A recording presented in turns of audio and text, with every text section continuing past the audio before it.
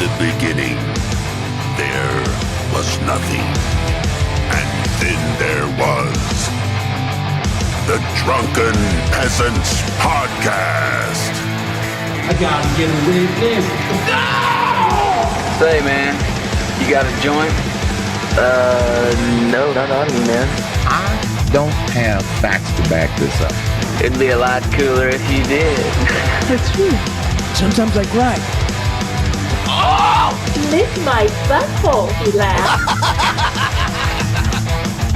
From the strangest corners of the internet, here to bring you opinions of the world from an altered perspective.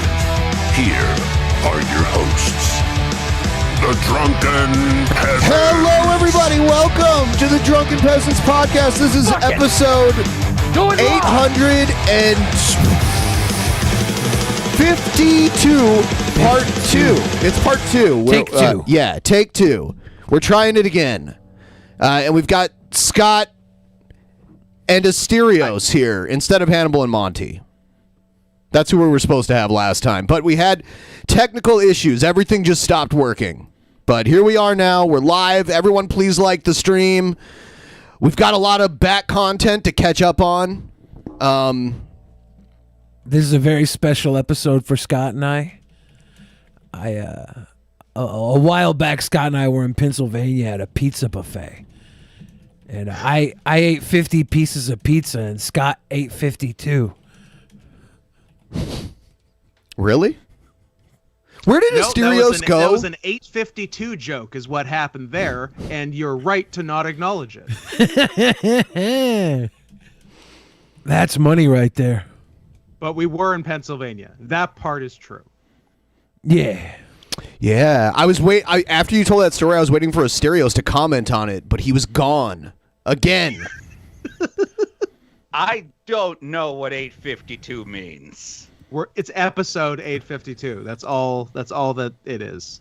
Yeah, episode. Great opening, guys. Wonderful. I'm glad your audience had to sit through an episode that didn't work so you could completely reference pizza and a number. Yeah. Yep. Luckily, we cut it off early the last episode. I was just like, yeah, I'm not going to keep trying to get this to work because it's just not going to work. It's harder to fix a problem under pressure, too, when there's like hundreds of people sitting there waiting for you to fix it. So you scammers. Yeah. Hundreds of people that could be liking the stream right now. Right now, Liking yes. the stream. Like the stream. So because we didn't do the show on Tuesday, we're doing another show tomorrow. I'm waiting to hear back from Hannibal and Monty to see if they're going to be able to be here for it, but we're going to try to get them in just to do the show that didn't get to happen last time. And then we're doing our Saturday bonus show also. Should be a good one. Oh, Thursday, Friday, Saturday, a triple header. Yeah. Triple header, yeah. And we've got the guys from Poisoning the Well on Saturday the 13th. And then the day after that, March 14th, is the day daylight savings time starts. It's interesting. Because the government takes an hour away from us. Thanks, Obama. Yeah, so it's weird because when that happens, when the show is over, it's still light outside. Because normally it's dark like by the time the show starts. It's a pretty drastic change. So, we need you guys to like the stream. It should be easy to get it to 100 likes. And we're going to get into the news segment really quick here. And there's some stuff about a cat. Meow. I guess we'll take a look and see what it's all about. Here we go. He called me sir. It got me so fuming angry. People are discriminating against wolves. Wow. They're laughing at us. At our stupidity. Sound.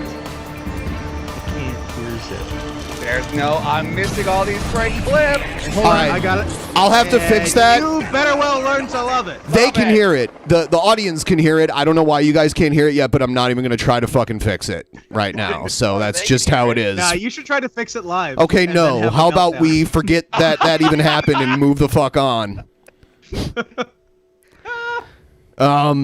So I guess people who used to work for Tim Pool are claiming that Tim Pool kept someone's cat hostage. According to Daily Beast, YouTube star Tim Pool's new site collapses amid allegations he took a cat hostage. And this was the site that his brother was suing him over, right? Is this the one?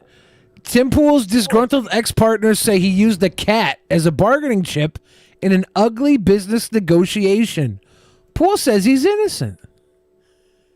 I know. I'll also have that problem fixed. That just happened in just a moment here. I like the image on the screen. It's like, I don't know. Some graphic artist put this together, and it's I like it. It's the cat being held hostage, Tim Pool's face down in the corner like it not me, and then the little siren gif. The siren. You don't get to see the siren gif all the time like that. It's very rare that you get a little gif action in your newspaper headlines. That makes me think this is a reputable source. It could use a dancing baby, but otherwise I have no notes. There's no dancing baby, but do you see that little red tagline underneath the title? Are you kidding me? I like that. I like that a lot. Now, I'm telling you guys right now, this is what it takes to destroy someone like Tim Pool. You can have a million articles about like, oh, they're spreading disinformation. Oh, this, oh, that. They don't care. These people live on that. Yeah. Catnapper, Tim Pool catnapper. Yeah. You're now done. I'm interested. I've been known to, buddy. I've been known to take a catnap here and there, but I would never take a cat in a catnapping. I've been known to, I don't know, grab a pussy, let's say. Mm-hmm. But you're like, say more things. Yes. Yes. You see, that's on brand for you, Scott. If you went out there and you were like, I just love grabbing them by the scruff and rubbing their fluff in my mouth, like that's fine. You might get a medal, but you might. I should probably get to be president. He said, but if it's like Scott stole someone's dog, now I'm worried. Scott, how does it make you feel that you're probably the most qualified person in this call to be president, but you're the only one that can't be? The bitter irony of it. All is not well in the burgeoning media empire of YouTube political commentator Tim Pool.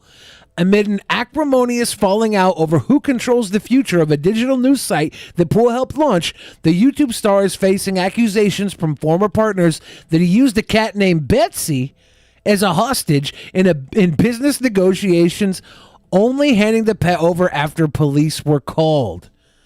He's using Betsy as leverage. That's really weird. Emily Moley says he was trying to use my cat as leverage. This is Betsy's owner and former Pool business partner. This is a business she was a partner with Tim Pool in. She wasn't in a pool business. She wasn't like an aquatic. Would it be aquatic? I don't know what. Marine? Marine. Marine? Domestic aquatic. Domestic aquatic business. Yeah, it's not that. It's not that. Now, I'm going to point something else out right here. This is another nail in the coffin for Timothy Pool. The cat is named something adorable like Betsy. God forbid this cat were named Tigger or Fluffernutter or something even cuter. Like, he'd be in jail by now. You guy kidnapped Betsy and kept Betsy away from someone named Emily and Molly? Two very innocent names to have. Yeah. Together? If the cat's name was Rum Tum Tugger, everybody'd be like, oh, who cares? Let Tim Pool live. Let that man eat. Pool says he never had custody of the cat, whose return to Molly was eventually arranged through an animal shelter and a Maryland sheriff's lieutenant. And that's how you know this was just a normal, not newsworthy situation. When the cat had both a police escort and an animal shelter involved. Yeah. Well, that's the thing. Like, what is the cat chain of custody here? Like, why did he have it? Why did a shelter need to act as some sort of intermediary? Like, I can't like get the geography of the situation. And I know you're concerned because it involves a cat. Yeah. I'm very concerned. Yeah. I found a kid in a dumpster one time and there wasn't this many people involved. No, I just left the kid. Exactly. It wasn't a cat. Exactly. It's his own. It's his life. Live your life, little homie. When he's not Seems like a facing kid problem. Yeah. When he's not facing cat-related accusations, Poole is living the life of a YouTube star. His videos based on Poole's background as a liberal reporter who became a Trump voter after feeling alienated from the modern left have amassed more than 1.1 billion cumulative views. He has a $1 million mansion in the Maryland woods, complete with a podcast studio and a skate park. Donald Trump invited him to the White House. That's so sweet.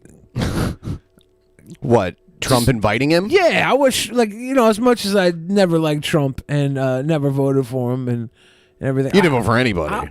I voted for Hillary. Oh, well. I would have loved to be invited to Trump's White House. I would rather go to Trump's White House than Biden's White House. If that's Trump's White House had all that fast food. Remember, the food's better for sure. Yeah, it's just you're gonna see more stuff in a Trump White House. I think too. It's gonna be way more interesting. A Biden White House is gonna smell like old people. One thing about Trump, as old as Trump was, he don't smell like old people. He smells like deceit. Maybe he has a humidor for his balls. He's not real. He's just a real old guy. It's gonna smell like old people the second you walk into the White House. I'm okay with that. I love visiting grandmas and stuff. Also, Biden's White House is probably lights out at 5:00, right? Oh yeah. Dinner at 4. Yeah. Right. He goes to Denny's for the early bird special and a damn Secret Service procession. Yeah, they're gonna have an old country buffet installed at the White House. I heard. That would be so much of a waste because they just cook you whatever you want.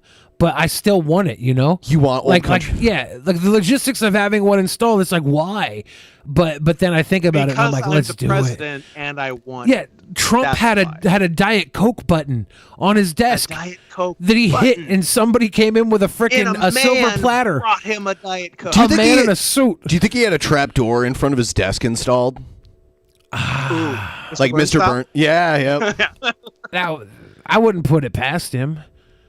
Maybe a trap door, and he can throw all his little Stormy Daniels through the trap door when he's done with them. He's got to have something there. There's so many escape rooms in the White House, right? Can I Airbnb the White House? Is America that far down yet? I would love that. I just want to stay the night. It says here, a recent Post report from a consortium of election integrity groups listed Poole alongside the likes of Donald Trump Jr. and pro-Trump lawyer Sidney Powell as a super spreader for false election information. That doesn't appear to dissuade his more than 3 million YouTube subscribers who can pay $21.99 for a T-shirt bearing the image of Poole's trademark beanie. The allegations that Poole used a cat as a bargaining chip in a business dispute go beyond the fate of Betsy, who is now back with Molly in Los Angeles. Betsy's okay. Well, that's what we're hearing. Yeah, Betsy is just fine. Yes, thanks to a lieutenant in the state troopers department that was required to shepherd this cat. Yeah, poor sweet Betsy. And wasn't the Maryland SPCA there too, or something? Yes, and there was also an animal shelter involved. Yeah. Now look, I'm gonna give some free advice to someone who I absolutely loathe, Tim Poole. Tim, you gotta get out there and start saying that this cat Betsy was a real piece of shit. Absolutely. That this cat was constantly eating people's it was constantly eating people's ear pods. You need to character assassinate this cat. Yes, that's your only hope. And you gotta be I was trying to get rid of this cat for weeks. This cat is the devil. That's your only hope here, buddy. Scott, you're a cat fancier. What's the one thing a cat could do to make you dislike it? The top fault of a cat. Haven't found one yet. Damn it. Aww. This is going to be hard. The allegations that Poole used the cat as a bargaining chip in a business dispute go beyond the fate of Betsy, who is now back with Molly in Los Angeles. The fracas sheds new light on how Poole and his co-founders failed to launch a news site amid infighting, despite more than $1 million in crowdfunded backing. This year was supposed to be the time that Poole's news company approached 50 staffers and opened satellite offices in Los Angeles and Chicago, according to a pitch deck shown to investors. Instead, Poole has wondered whether his site even exists anymore as a going concern. Damn, they got $1 million. This is the best thing about crowdfunding. This happens all the time. People crowdfund tons of money, like, what's her name? Nita Sarkeesian. Oh, she yeah. made so much money for her little website, and it's I don't know. Does it even get finished? Look, it takes a lot of money to film yourself saying that video games and men are bad. I saw that doesn't come cheap. I saw Anita Sarkeesian out in public years ago when she was in like the height of her fame. And Did you steal a kiss? She was sitting at a table behind me, and I took a selfie of myself with her behind me and posted it to the internet, and she freaked out and sent all of her crazy followers after me. There were even people like making videos that were obviously not legal experts, like making videos about how I could go to jail for this and shit. It's like, how come the paparazzi never go to jail then? You know? Well, not never, but not simply for taking pictures in public. Right, you could go to jail for this in feminist America. Right. Yes. You took a picture of a famous person in public and didn't bother them and didn't do anything weird. You just took a picture. Look at this picture. This just appeals to the male fantasy.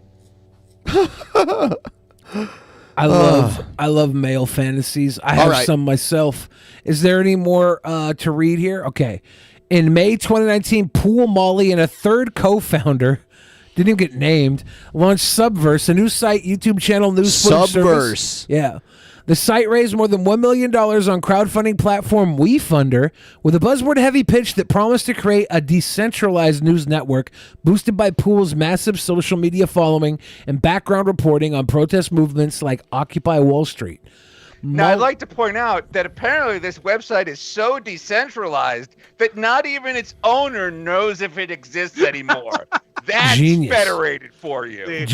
I was going to go the other way. I was going to say it's completely decentralized, minus the fact that every single news story has to be approved by one single guy.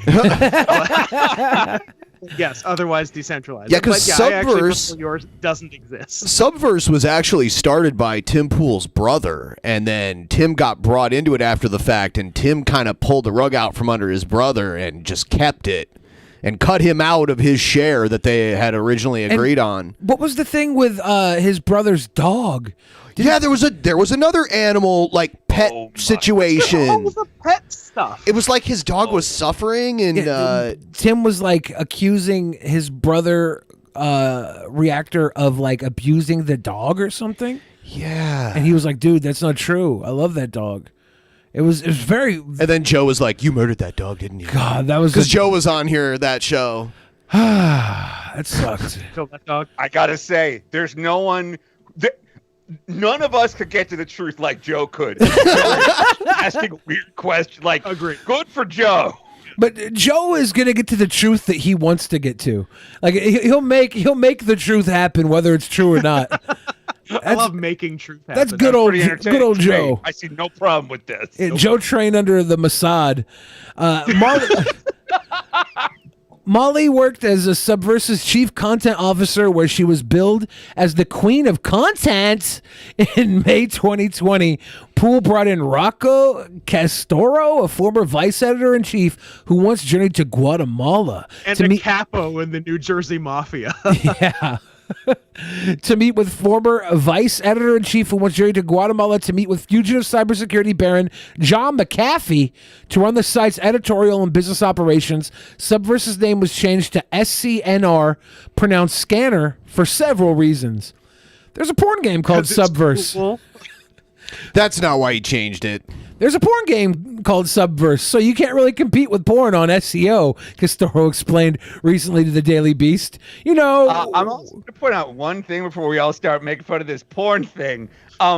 It's incredibly easy to get... John McAfee will go on any podcast, anytime. We could get him to call in right now. He's the idea that available. you're like, I've got to fly to Guatemala to get in touch with the elusive John McAfee. This guy just wanted to go to Guatemala. Yeah, Vice paid for it. This guy got a free trip to Guatemala. Yeah, who would have known the antivirus guy was such a lunatic? Who would have thought? Is he a lunatic or does he know? He's awesome. No. I love him. He just might be the lunatic we're looking for. So it says Castoro and Molly imbued a scanner with the trash-talking pirate ethos of early Vice. In a November update to Scanner's backers, the pair promised to yank what you thought you knew straight out your nose like Tutankhamun's brain. Well, now that's edgy. Good job, trash-talking pirate ethos. Good job. You know Tutankhamun, he was the boy prince? Do you know that? That's fresh.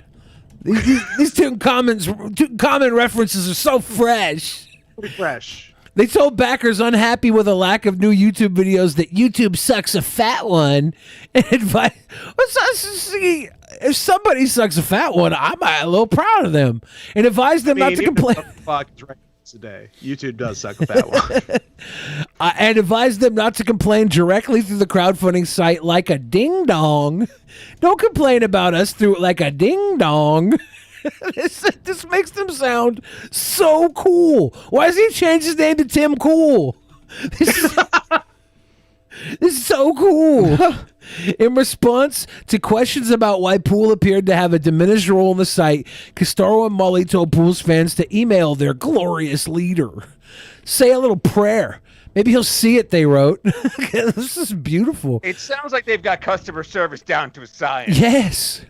And Not since the Disney Corporation has customer service been so inclusive and welcoming. God. I also going to point out that unlike Tim Pool, I wear this beanie just because my hair is shitty, not because I'm bald. Whoa. Different beanie reason. Whoa. Are you making fun of people with disabilities, Asterios? Yes. Whoa. We all are. Yikes, buddy. He just ninja vanished. Okay, I retract my previous Well, question. remember how earlier, because we asked Asterios to get here 10 minutes early and we were all ready and then he waited 8 minutes to come back. And then, I do remember that. And then for like 2 of those minutes, he's like, why can't my camera work? I'm like, is it covered up? And then he uncovers it. Well, now now Asterios doesn't have to duck out of frame. He can just close the thing and he'll disappear. It's beautiful. It's beautiful. I didn't know we were allowed to bring up off stream gaffes on the stream. I think that's a low blow, and I think you should apologize. We're really not supposed to. Scott, that's easy for you to say when you were smoking rocks before we went live earlier. Shut up. I'm biting my tongue. Tensions between Poole and his other partners flared this fall over who had access to various internal systems connected to Subverse. Castoro and Molly took the unusual step of investigating Poole themselves, with Castoro claiming he found evidence that Poole was involved in unsavory internet schemes. The Daily Beast was evidence found on his YouTube channel in front of the world? Is that evidence found in 5 minutes of browsing his Twitter account? I wonder if this guy sucks. It appears that Tim Poole was selling bonus buckets by convincing the world that there was going to be a red wave and Trump was going to take 49 of the 50 states. I mean, he was basically saying that there was going to be a civil war and you needed his rations to survive. You need the buck. Yep. You know what's crazy to me is they're on the red side, the right side. They're the ones that I say the right leaning, not the correct side. By right you mean correct. Yeah, of course. And so they're on the right wing side, and they think they need bonus buckets. Like, you are the ones that are pro guns. Don't you have everything you need to get a meal? Like hunting aside, you could just go up to some liberal and have all the avocado toast you want. You're fine. like if there was a civil war, why are you guys the scared ones? We should be scared, except we're the smart ones, and we don't live off of fear. And I say we, and we're dumb as hell too. Yeah. Yeah, no, it's just a relative term. You got to admit, a handgun is sort of like an unlimited pasta pass. I'm and saying. the whole world is your Olive Garden. It really is. Olive Garden was built on guns. I'm saying, I got unlimited breadsticks right here. That was me changing the channel. That was I was gonna naughty. say, I like how it turned into a remote at the end. Yeah. How you cocked your remote. Yeah. New media, man. The Daily Beast was unable to independently confirm Castoro's allegations, and Poole declined to comment on all allegations made by Castoro and Molly that didn't relate to the cat, citing ongoing legal issues. That fall and winter, a number of his far-right figures appeared at Poole's Maryland mansion to appear Maryland mansion? Isn't he in trouble right now? The beautiful people. To appear on his internet show as Donald Trump fought his election defeat. They included InfoWars conspiracy theorist Alex Jones, who helped fund the pro-Trump rally that preceded the January 6th riot, and Proud Boys chairman Enrico Tarrio. Tarrio is now facing felony charges for unlicensed possession of a gun magazine in Washington, D.C. ahead of the riot. You know, all these guys are getting knocked down right now. Like, you supported Trump. They're claiming that you kidnapped someone's cat. They're trying to put gun charges on you if you're Enrique Tarrio. If you're Alex Jones, they've already done what they can to Alex Jones. This is what Trump was trying to drain the swamp, and he failed. That classic, insidious, well-organized left is coming after you, as they always have. The swamp has overtaken our heroes. All fighting on Twitter right now, whether or not $1,400 is enough free money to get. Yeah, we're not all doing that. Yeah, we're organizing against you. Lots of time for conspiracies. Our free money. Castoro. Also, can we talk about how cowardly it is that the chairman of the Proud Boys is named Enrique? The chairman of the Proud Boys should be named like Dan Smith. Should be named Rex. I mean, that's Rocco. Yes. They wanted. I mean, it's convenient for them to have like someone who's a visible minority as their leader. I think it's cowardly. It absolutely is, without a doubt. Their name's not the Coward Boys, okay? They're the Proud Boys. It should be. Can we change it? What? No, it's branding. Okay. They got that name from an Aladdin Disney song. It's important to them. It's special. It is very important. Castoro began... not lame or gay at all. Oh, no, not at all. Look, there's nothing gay about controlling when your members can masturbate. Nothing gay at all about that. I'm pretty much a misogynist. I'm like... 100% have like that men are men type of thing, you know, like men have these standards to live up to, and for me, one of those things is not be a whiny bitch peckerhead, and the Proud Boys are whiny bitch peckerheads. Sorry if that makes me a misogynist, but I believe you can't be a whiny bitch peckerhead and still be a man. Cancel me now. Castoro began posting cryptically about his investigations into Poole on Twitter, taunting Poole, who was ostensibly still his business partner. The fight climaxed on January 6th. What a day. As Molly prepared to cover protests outside the U.S. Capitol. As Molly filmed the protest that would soon culminate in a riot, Castoro in Los Angeles, and increasingly alienated from Poole, tweeted a cryptic message he now claims would prove that he was aware of some of Poole's schemes. It's difficult Cat stealing. Cat steal. It's difficult to discern the meaning of Castoro's tweet, which consists of screenshots of IP logs and domain names. Still, the tweet set off Poole, who could apparently understand exactly what Castoro meant. Oh, here's Rocco. Rocco is posting insane shit in private details, Poole wrote in a text message to Molly.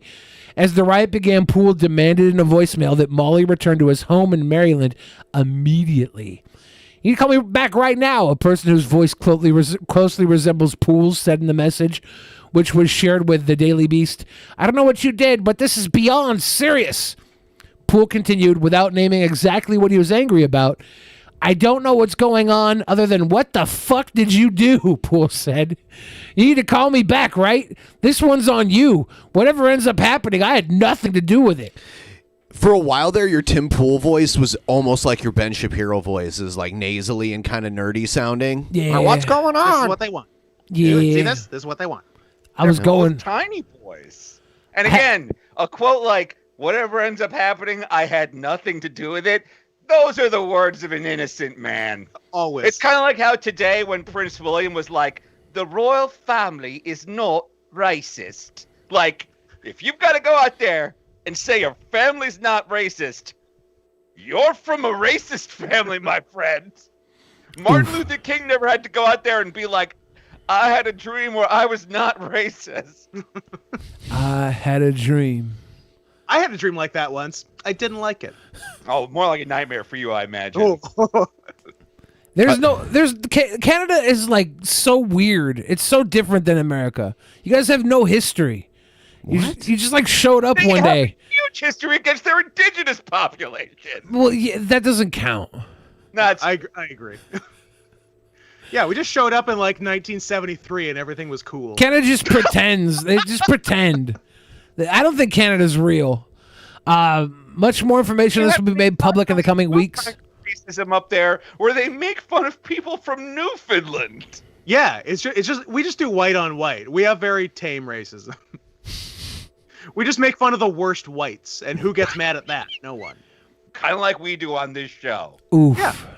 I try and make fun of everybody. You're a real hero. I try. He just happens to make fun of POCs when we're not live streaming in private. In a labor complaint filed in California, Castoro alleges that Poole made irrational and angry threats and demands, demanding that Molly gave him the footage Molly shot of the riot. Castoro told the Daily Beast that Molly shot footage during the riot of several Poole associates, including Jones. We can only assume... now like labor courts. Oh, now organized labor and worker protections are cool. When you can go to a California labor court to narc on your former friend. Then it's cool. It's good times. We can only assume he did not want something specifically that was happening at the Poole compound. Poole compound. Poole compound to get back to his associates or something. Oh, I don't know. I lost the thing. Isn't Did the I pass Poole it? compound where Chris Benoit put his dogs at the end? Oof. Wasn't that? Did I go too far? Oof, I don't know. I'm totally over Hold on, this here's the long call ass me story. But where's the cat part? Was that the beginning where they said they had to call the sheriff in? I thought there was more of it. I don't know. I thought there was like more in relation to the cat, but I could Is there be more wrong. down below? I don't know. I'm seeing nothing in this about the cat. They're talking about the involvement of Poole removing Castoro Molly's access to Scanner's YouTube channel on January 6th, the day the government fell. A day later, Poole officially fired Castoro Molly, setting off a dispute over who controls what's left of Scanner and who has equity in the company. Poole continued to ask Molly to visit his remote Maryland mansion, according to Molly. I wasn't going to go to his house because he was going to try and take my footage, Molly said. That's a pretty weird... You could just say, I don't want to hang out with this beanie weirdo. Like, we all know your footage is digital and you could have it in Just be like, yeah, I don't want to go to some asshole's Maryland mansion. He was going to check my footage at Maryland mansion. Maryland. It is fun to keep saying Maryland mansion. Yeah, Maryland mansion. Here's another one. Check this one out. You know, do you know the Riddler's real name? Frank Edward Gorson? Nigma. Oh, I'm sorry. That's what you meant. Yes. It's really easy to say something wrong. It's even better if you say it really slow. Riddle me this. Whose name will get you canceled? Right. Riddle me this, Batman. What word starts with an N and ends with It Yeah. ends with you being fired. Yeah. Okay, so Molly said I wasn't going to go to his house because he was trying to take my footage. Can you keep going? Because this is the most interesting article I think we've ever read on. Tell me Not even more. kidding. Tell me I'm more. kidding. Is there more down below? The growing rift between Scanner's executives was bad news for Betsy the cat, who was still living in Poole's Maryland mansion. Molly says Crossland claimed to be unable to help her regain custody of her cat, providing text messages supposedly from Crossland that appeared to show him suggesting that Poole, not he, has control over the cat's fate. I was her cat at his mansion. That's weird. That's weird. I've Look, never man. left my cat at anyone else's house. Look, not at once. Was she staying at the mansion? Is the thing? The Maryland mansion. Yeah, she was staying at the Maryland mansion. Like, the woman was there. I've seen what that guy does on stage. I can't get involved with Betsy. You'll have to run everything by Tim, Crossland allegedly wrote to Molly. She's in good hands until you take her. That is code for Tim stole your cat. Oh, you think stole? I was thinking an F word. Okay, let's not tread into Shane Dawson territory here. Let's not slander the man. Yeah, Shane Dawson has talent. Crossland didn't respond to a request for comment. Molly says she was reluctant to send anyone to Poole's mansion, which looms large in the imaginations of Poole's former partners. In a recording of a 2020 meeting obtained by the Daily Beast, Poole discusses owning multiple guns and abandoning urban life after living in New York City, and decided that he was getting the fuck out of cities after sensing the potential for unspecified escalation. He's terrified of cities because he thinks Antifa is going to attack him. I like how you said that. Antifa. Antifa, Molly told the Daily Beast. What's below this one? Instead, he went to a totally remote area of the country where no one will hear you scream. What's that massive black text that was above here? It was a quote. To the extent your question involves a cat or a pet, I can affirmatively set forth that I am not representing anyone regarding a cat or a pet. Poole's lawyer, Wiley Stecklow. Wow, what a great name for a lawyer. Wiley Stecklow. Like, he was born to be a lawyer. His parents looked at him when he was born, and they're like, that looks like a wily little boy. Wiley. Stecklow. In February 22nd, email to Molly and Castoro. Molly was also reluctant to send anyone in her place to Poole's estate. Tim freaks a lot of people out. So Wiley is like the opposite of that cat lawyer from a few weeks ago. I'm not He's a cat. the polar opposite. Little further up, we scrolled down. Tim freaks a lot of people out, and telling people you have to go to Tim's compound in the middle of Maryland freaks people out. His Maryland Molly said. mansion. His Maryland mansion. When Molly tried to get her cat back by sending Poole an email offering to send people to pick him up at the house anyway and to pay for a veterinarian visit so the cat could be cleared to fly on an airplane, Poole referred her to his lawyer.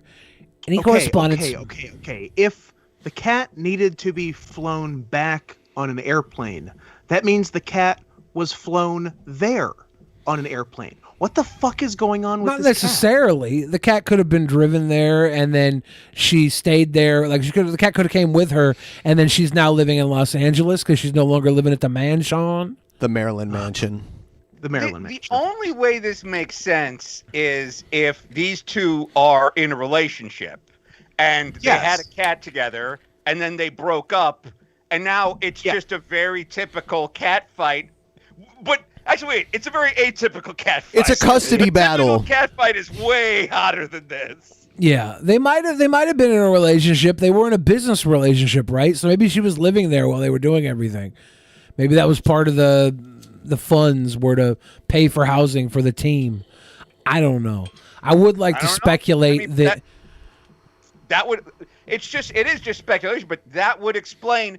Because otherwise, we have to believe that Molly took her cat with her on a routine business trip and decided to abandon her own cat at her co-worker's house. All of a sudden, Molly's the bad guy. Of course. Tim Poole did nothing wrong. That doesn't help me as much. I don't like that as much. That doesn't help my political case. It's true. So let's twist things so that it makes Tim Poole All right, the bad so guy. let's talk about good guy cat savior Tim Poole. And heroic counterpart Wiley Stecklow, a lawyer who'd been asked to untangle the fight over Scanner's future. I just did a hiccup and a burp at the same time. I might die. I might die. Go to the hospital? Yeah, I could die. But over Scanner's future, told Molly he wasn't handling the increasingly elaborate cat exchange. To the extent your question involves a cat or pet, I can affirmatively set forth that I'm not representing anyone regarding a cat or pet, Steklo wrote in February 22nd, email to Molly and Castro. Clients, like cats, come in all stripes, Steklo told the Daily Beast. I did not represent any cats as I do not have the requisite experience to represent cats. I do not have the hero of the story, and it's Wiley Steklo. It's Wiley. Molly eventually called the sheriff's department in Washington County, Maryland, whose jurisdiction includes Poole's house. While the case wasn't a straightforward theft case, since Crossland had legally taken custody of the cat from Molly, Washington County Lieutenant Joshua McCauley tried to settle the dispute. He talked to someone who identified himself as Poole in an attempt to get the cat back. While the cat was there, communications with the parties broke down because of some ongoing criminal or civil matter between them, McCauley told the Daily Beast. Mr. Poole was reluctant to have any contact because of that, so he stated that he really wanted to give the cat back. He didn't want the cat, but he didn't really know how to do it without having contact. Oh, suddenly when the cops call you, I would love to give this cat back. Oh, I can't wait to give the cat back. The sheriff's lieutenant recommended that Poole drop the cat at an animal shelter where one of Molly's friends could pick him up in an arrangement that would prevent the cat from entering the shelter's general adoption system or being put down. After a few days, the exchange took place and one of Molly's friends flew the cat to Los Angeles. Poole insisted he never had custody of the cat. The cat was never transferred to me. Emily left it with Ian, and she was talking with him, Poole wrote in an email to the Daily Beast. The sheriff asked about Ian returning the cat, and that was it. Molly's friends celebrated the cat's safe return by releasing a video under the banner of The Bobo, a play on real animal news website The Dodo. I hate that. A lot. In the place of the extinct bird, the bogus site's logo featured a rat wearing Poole's trademark gray beanie. The rat is named Bobo. I enjoy that more than I hate the play on Dodo. I enjoy that a little bit. That was pretty mean, vindictive. Sometimes I just wish, that everybody got along. But then what would we talk about? If Gail and Brent Spiner's relationship was perfect, there'd be no content for the show. Is there more down here? God, I wish they were happy.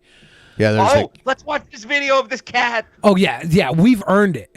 I'm gonna download it really quick. We have earned this kitty video. The fight over Scanner remains unresolved with the prospect of future conflict between its executives looming.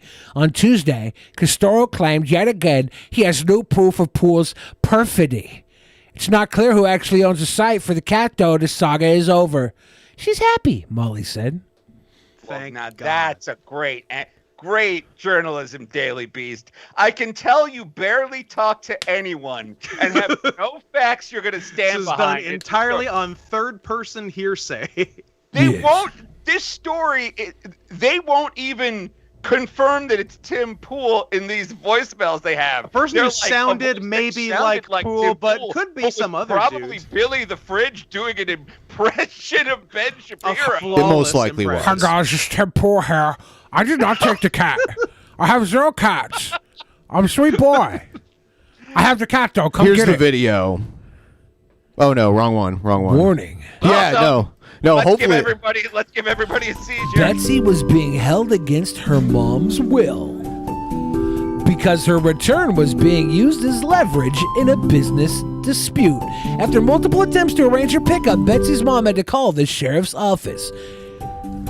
Several days later, Betsy was surrendered to a shelter without any darra, so a kind friend stepped in. Well, there's a dead rat.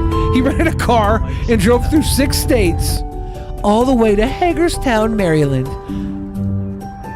Simp, where the lovely staff at the Washington County Humane Society were taking good care of Betsy. Betsy didn't know this guy, but she was very patient. He even took her on a sightseeing tour of historic Harper's Ferry, West Virginia. He bought her a new carrier and a soft blanket and a plane ticket from Dulles to Los Angeles. Dulles. He even gave her some tasty treats. Ah. Can you pause this, please? Yeah, I think we found a bigger villain than Tim Pool, and it's the simp who drove through 8 states. Yeah. The character on a fly and loser. You have $1 million in crowdfunding. If you really care about this cat, you'll fly and pick up the cat, not send one of your reply guys. Honestly, that's the only reason I could see to own a cat is to send simps out to do bidding for it. I love that idea.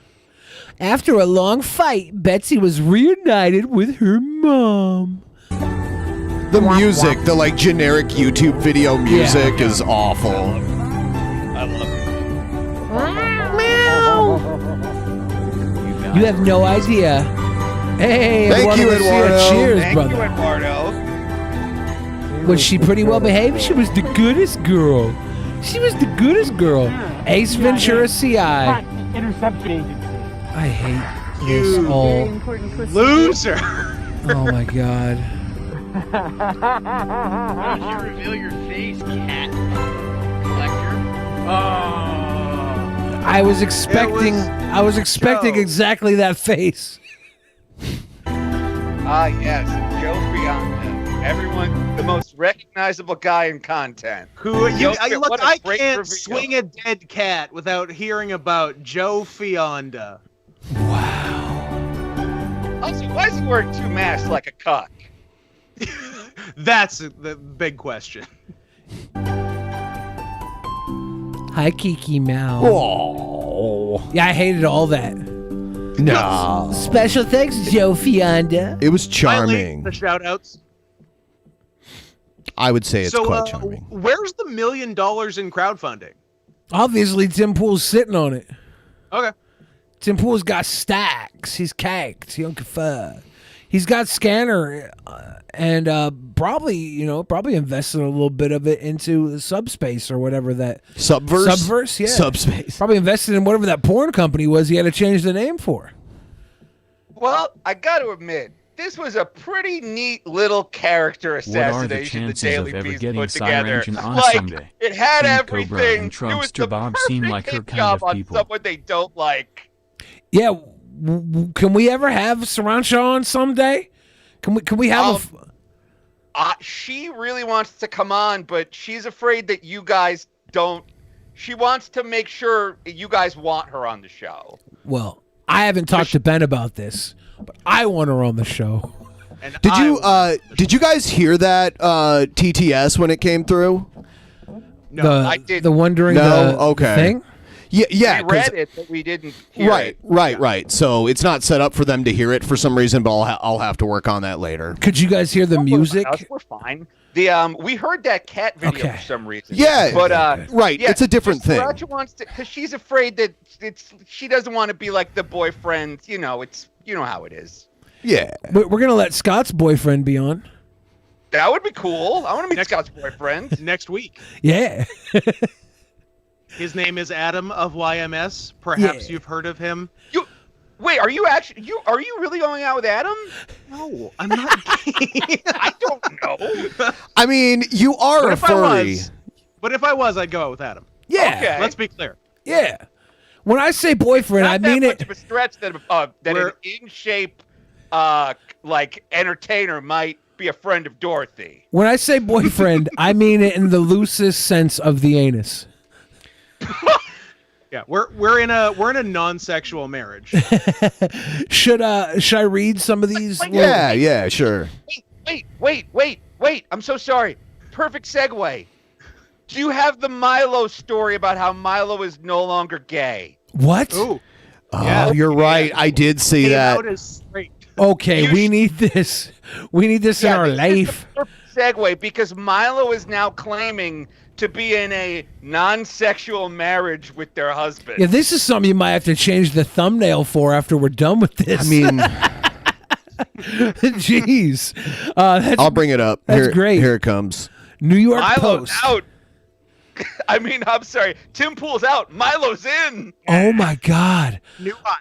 Milo Yiannopoulos says he looks straighter. Am I crazy? No, he does not look straighter. He looks the same. Says he is ex-gay, wants to rehabilitate conversion therapy. What is this? This is a last grab at fame. That's all this is. It's beautiful. It's so sad and so funny. Right-wing provocateur Milo Yiannopoulos has come out as ex-gay, announcing that he would like to help rehabilitate what the media calls conversion therapy over the next decade, according to a report. The 36-year-old British political commentator, whose speeches and writings often ridicule political correctness, social justice, and feminism, declared himself no longer gay and sodomy-free. He told LifeSite in an interview. Sodomy-free. Sodomy-free. Diet Pepsi-free. You're right. Yiannopoulos, who once said that sex between 13-year-olds and older men can be life-affirming. Was that on this show? Yes, it actually was. Told the outlet that he is now leading a daily consecration online to Saint Joseph. When I used to kid that I only became gay to torment my mother, I wasn't entirely joking, he said. Yeah, not entirely. The punchline was when you got buried big old dang-dangs in your back hole, Papa. That's a commitment to the joke. I can't think of a more Andy Kaufman-esque commitment to a bit than getting married to a man to own your mom. Yeah. Good bit. Do you think we could reach out to Milo and try and get straight Milo on the show? Wouldn't that be great? Have straight Milo? Straight Milo. We could have him tell about all the stories of him, I don't know, doing straight things. Do you think he has any yet? God. So is there anything below this? Now, I am required every time we bring up Milo, and we actually did bring up furriness earlier too. I am required to post the picture of Milo as a snow leopard. So it's in the chat right now. Of course, I was never wholly at home in the gay lifestyle. Who is? Who could be? And only leaned heavily into it in public because it drove liberals crazy to see a handsome, charismatic, intelligent gay man riotously celebrating conservative principles, Yiannopoulos continued. It's not to say I didn't throw myself enthusiastically into degeneracy of all kinds in my private life. I suppose I felt that's all I deserved. I'd love to say it was all an act, and I've been straight this whole time, but even I don't have that kind of commitment to performance art. Talk about method acting. You're such a putz. Man, you're such a putz. Asked about how he decided to become sodomy-free, Yiannopoulos said, 4 years ago, I gave an interview to America magazine, which they declined to print. It's taken me a long time to live up to the claims I made in that interview, but I'm finally doing it. Anyone who's read me closely over the past decade must surely have seen this coming. I wasn't shy about dropping hints. Oh, and by the way, here it is. Hell yes. So we need to just stop bringing up Milo because he'll make us show this picture every time we bring it up. Every damn time. To the furry community. You see how fast he had it too? I'm afraid to look into some of the folders on his desktop. Did you see my folders? Oh, they would. I don't want to see those folders. I don't want those folders. Did you see what Yiannopoulos said? He said snow leopards are hungry bottoms. How do you ever go from being a snow leopard hungry bottom to saying you're not gay? And in my recent stream of consciousness Telegram feed, I've been even more explicit, stomach churningly so. In the comments under my X Days Without Sodomy posts are anything to go by. Now, just real quick, I'm going to tell you, just in case they don't talk about it here in the story, the other part of his grift is that he's sodomy free because of Jesus Christ and the Catholic Church. And he has a new persona, Milo Yiannopoulos, ultra straight super Catholic. But does he have a new persona? Isn't that how he got into sodomy, though? Yeah. Is he just trying to go back to the roots and get himself some new meat? Everyone knows the Catholic Church, sodomy free. Sodomy free since 2021. I can't think of a place to have less gay sex than the Catholic Church. Man, is it? Can you even have that type of sex in the Catholic Church? Because, like, you as a Catholic, you're not even consenting to it yourself when you do it. You're like, no. Look at Asterios disappeared. I know I hit something right. Let's see. Ask whether he could now add his picture to theirs. He said, no, and I don't suppose I'll ever be brave enough to declare it and a thing of the past. I treat it like an addiction. You never stop being an alcoholic. Hey, guys, I'm ex-gay, but I'm fighting taking that drink every day of my life. Drinking that massive man meat. Just live your life, man. If you start using this to manipulate Catholic boys who just want to live their life, I don't know, dude. Hello, my name is Milo, and it's been 2 days since I've drank cum. See, this is the thing. Like, I, unfortunately, am an alcoholic. What it means is I really, really like to drink. I love it, in fact.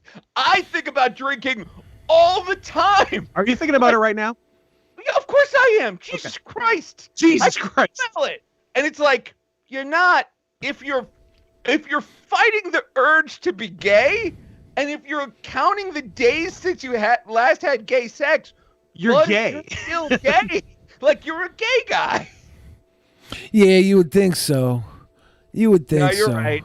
He did say he wasn't. So, no, you're making a good point. And one thing about being gay is you have to, like, write it down on a piece of paper to be gay. You got to say, I am gay. Like, you sign a contract with yourself. Otherwise, you can do whatever you want that's within the gay lifestyle, and you're not gay. It's the best thing. Right. It's not a part of your personality. It's entirely just what actions you perform. Yes. Yes. It's what you admit publicly you are. He could be. Your sexuality is based on the last interview you gave to a blog. It's based on the last thing you said on YouTube. Yeah.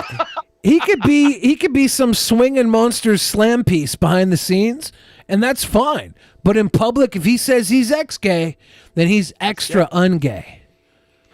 Well, unfortunately, like, the problem here is he's saying that, like, conversion therapy is cool, and he's trying to rehabilitate the process of gay conversion therapy.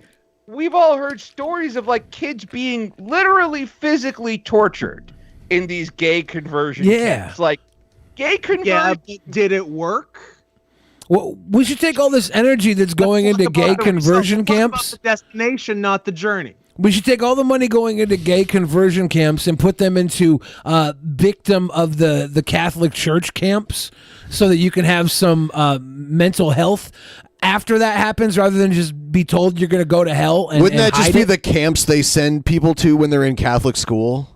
Honestly, we need some serious mental health help.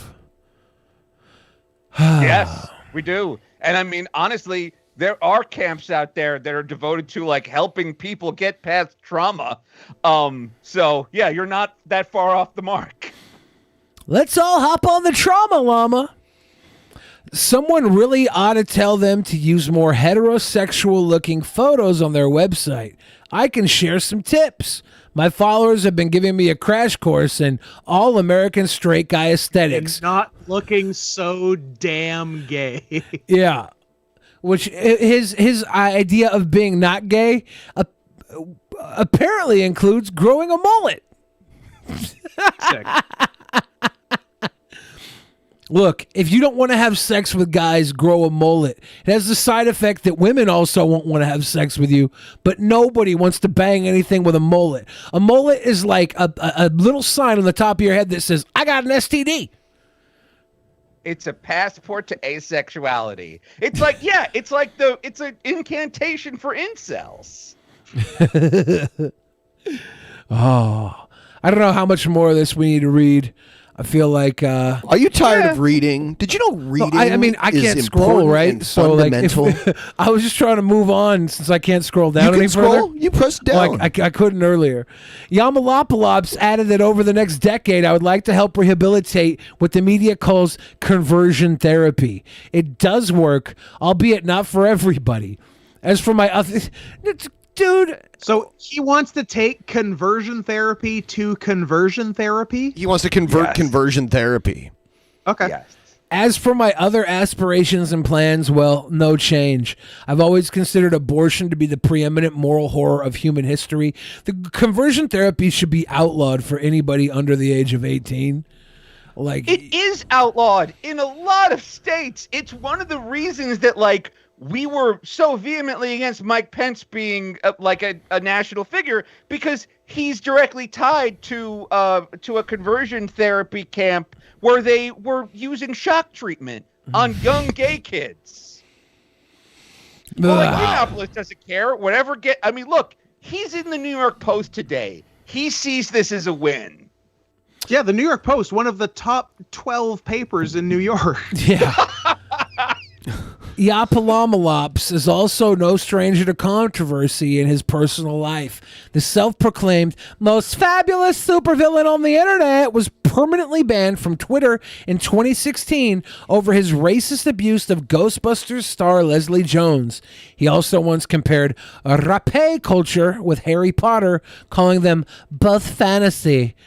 In 2017, Yapalopoulos was forced to resign from far-right news website Breitbart, where he was an editor following a firestorm over his comments in which he appeared to condone pedophilia.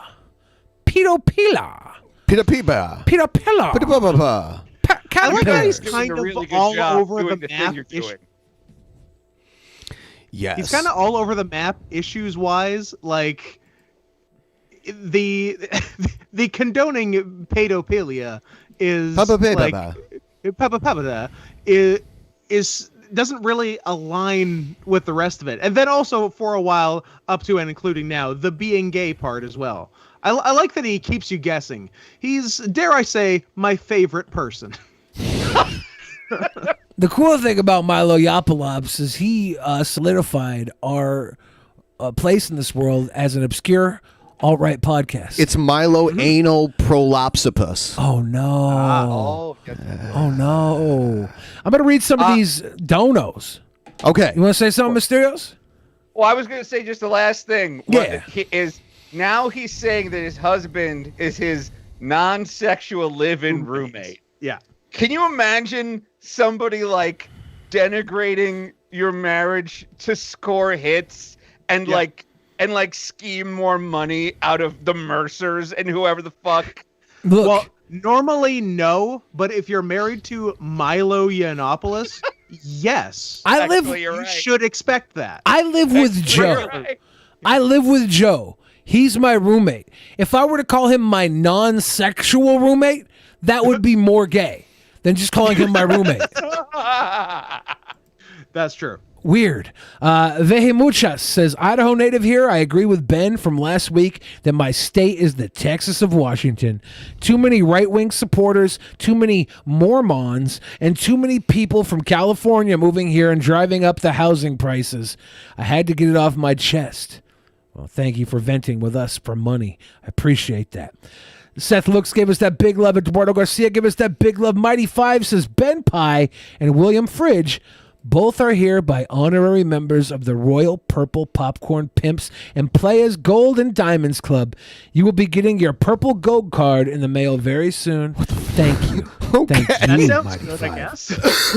Barrier Gaming said, gotta love the drinking Dutch bros and playing Black Ops Cold War and watching the Drunken Peasants. Oh yeah, Barrier, cheers. Red Hoodie said, hey Ben, the latest review I see on Patreon is from December, hug a bunch, but I'm pretty sure you released stuff since then. Asterios hopes someone takes It's all still your there. porgs and lights them on fire in your front yard. We've definitely released a bunch Yeah, I don't know of what to movie tell you. reviews. I don't. We I did don't RoboCop, we did Yep. And it's there, so I don't know what the problem is, but I can't really do your customer service issue while I'm doing the show Try live. refreshing your browser. It's there. People watched it, and no one's been like, "Hey, that's not there." So I don't know why you're not seeing it right now. We'll have to get to the bottom of that, Red. It's there, and that gets us all caught up to date. If you guys want to empty your bank accounts in dank amounts, this is Thursday. We missed Tuesday's show. I even drove in for it, and we couldn't even do the show. Yeah, and it was awful. I wasted so much gasoline and time and energy, and all you guys got to do is just throw tons of money at us to make up for it. Thank you guys for everything you do. Seriously, we're going to move forward, fix soul, not before you get that love in. Cheers. Thank you very much. And what's the next little tootie? We got a little tootie? Next little tootie? Oh, little tootie. Little tootie. The next little tootie, you say? Yeah. Hold on, I'm doing a test donation really quick. For $17. Because I heard that. The fonts are all... Did you hear that? Yes. That's good. That's a good sign. Thank the maker. Let's... after this is over, let me know if you heard the audio from this next thing that I'm about to play. Oh, Here. I will. All right. Oh. You better. You better. You fucking better. You guys want to make our butts kiss? No, I don't want to know. Okay. I don't want to do that. I'm trying to play the next intro, but I went back to XSplit, and it's lagging right now, so it'll play the intro any second. We just have to wait for it to catch up. There we go. I hear it. Hear this. Yeah. Good. I finally fixed it.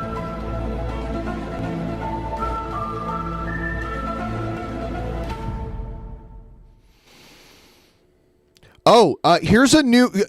People have been making King Cobra JFS remixes from his streams, and the last one was great. Poot, poot, poot, poot, poot, poot, poot, poot. Have you guys seen that? No. I might have to play that again just so you guys can see it, because it's pretty great. But first I'll play a new one that just came out a couple days ago. How do you stay so lean? Well, I walk everywhere. I ride bike in the summer. I ride bike. I ride bike whenever the weather is permittable and if I'm in the mood. I have a high metabolism. I walk everywhere. I ride bike. I ride bike.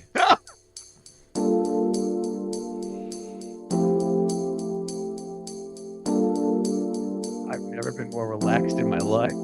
Yeah. I can vibe with this. Welcome to the Love Request Line. All you lovers I out ride there. bike. I walk everywhere.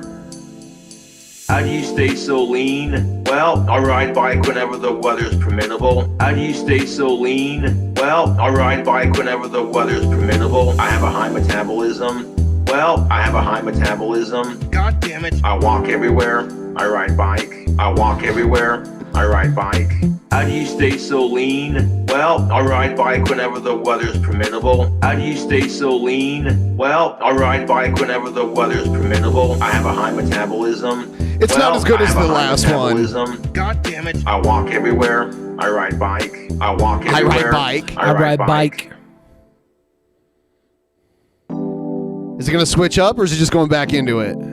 Is it a loop or is it a switch up? Ooh, the beat changed.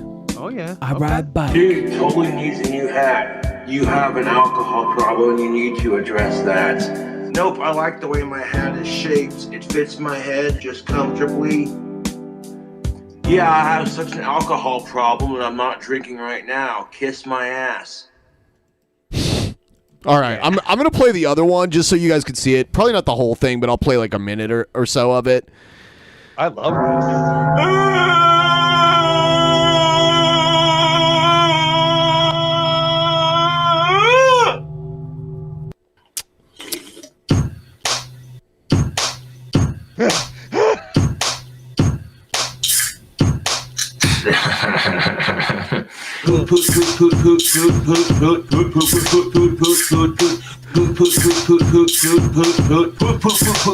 You know what I'm saying?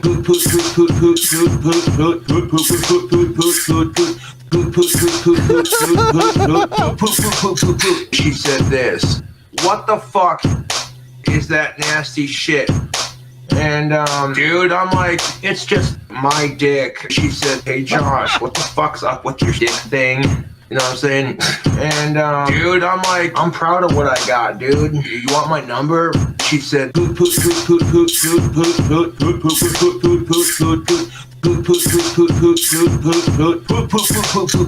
I quote, I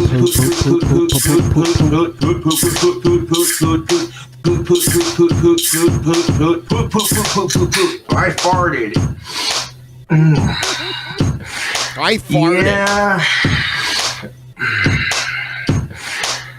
I farted. Feel a little bit of extra, you know what I'm saying? Bit of that smell, you know what I'm saying? Anyways, poot poot poot poot poot poot poot poot poot poot poot poot poot poot. You're not even the real poop poop. You're not even the real. Yeah, You're not so even real. it's pretty great. It's pretty catchy. Very good. I had some time to kill before the show. Yeah. I got here a little early. I went to the Magic the Gathering store that has the bar. It's the bar's back open. Yeah. And I ordered one Vikings blood mead. It is open again? They brought it back? Yeah. Oh, dude, I haven't been there in forever. I never had a mead before. Oh, it's delicious. And I was like, I'm going to try a mead. And it comes out in a little tiny glass. I've had Vikings blood very before. heavy. Yeah, Vikings blood. It was very, very nice treat. I opened a pack of Magic cards and had a little thing. And then I said, now I'm going to go to the show and I'm going to be happy. And I'm here and I'm listening to poop, poop, poop. And I was right. It's a tabletop gaming store / bar / restaurant / place to play tabletop games. Yeah.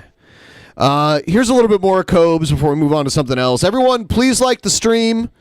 And we had a lot of technical issues, and I got a new monitor here that I hooked up. I used to have 4 separate monitors, and now I have one big monitor that has 4 inputs, so it's all on one monitor now. So I didn't get to set up the beginning and ending credits yet, but I will definitely have it before the show tomorrow. Here's Cobes eating pickled pig's feet. Oh, God. Oh, God. Oh, no, in the dark. Why does it have no. to be in the dark? Is it creepy? Why does it have to No. be scary? Okay. Can we pause it really quick? He's doing it It's an ASMR Pickled of pigs. him eating pickle. Now, pickle pig's feet are one of the grossest snacks foods that you can just go to the grocery store and buy. Almost every grocery store has them hidden in the pickled section. It's like, why? He's in the dark. He's ASMR. He's gonna eat this ick. I am absolutely enamored by what this is gonna be, and I hate every moment. This is uncomfortable for me to watch, but I can't look away. This is really gross. I know it. I'm drinking some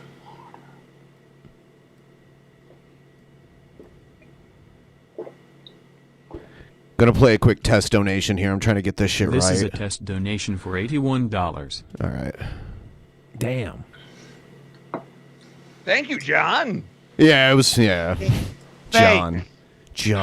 Well, at least he's in the shameful dark.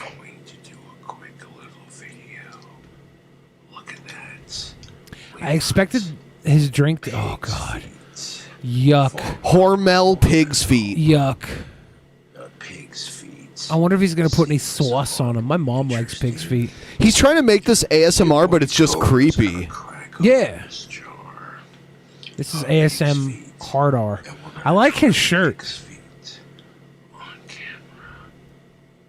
For your sick entertainment.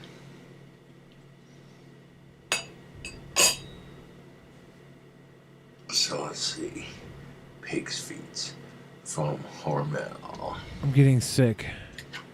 He hasn't Well, even at started least eating it's them a yet. brand. It's Hormel. I trust Hormel. They make a fine chili. The jar of pig's feet. Hormel's like, hey, our hot dog processor broke, so we're just gonna throw these hog feet into a jar and sell them.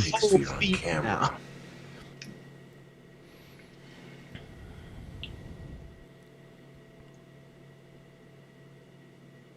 That's a big chunk of pig's feet. Oh, that's a bit. Man, this is not good. What do you mean it's not good? You've eaten it, haven't you? Pig's feet. One time I tried. Did you almost puke? Listen to him slurp it. I tried to eat pig's feet for a video, and I couldn't do it. So there's a market for pig's feet out there, though, right? My mom likes them. Oh man, this is not good. Ugh. You're gonna puke just watching it? Not bad. I want to. Not bad. People are like, oh my god, pig's feet, really? Actually, Cobra. pretty good. Ugh, that's so gross. I'm like, it was sent to me in a care package. He's drunk. I gotta make a video trying it. It was a care package. Now I feel Honestly, bad.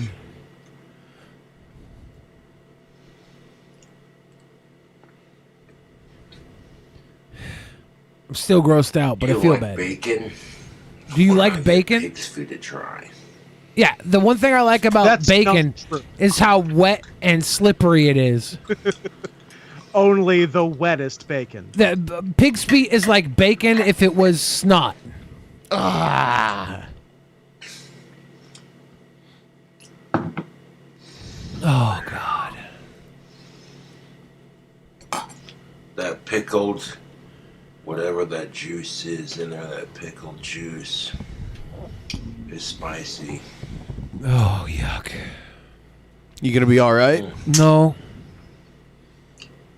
No, I thought I was gonna have a good day after drinking that mead and listen to poop poop. Pickled pig's feet.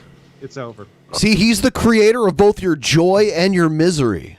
It is. Joy. He can give it and he can take it away. And pain, sunshine, and rain. On camera. And honestly, not bad. I like pork in general. So, real quick, gross video for the fans to watch. Like, oh my God, Cobra seriously ate that. Oh my God, why?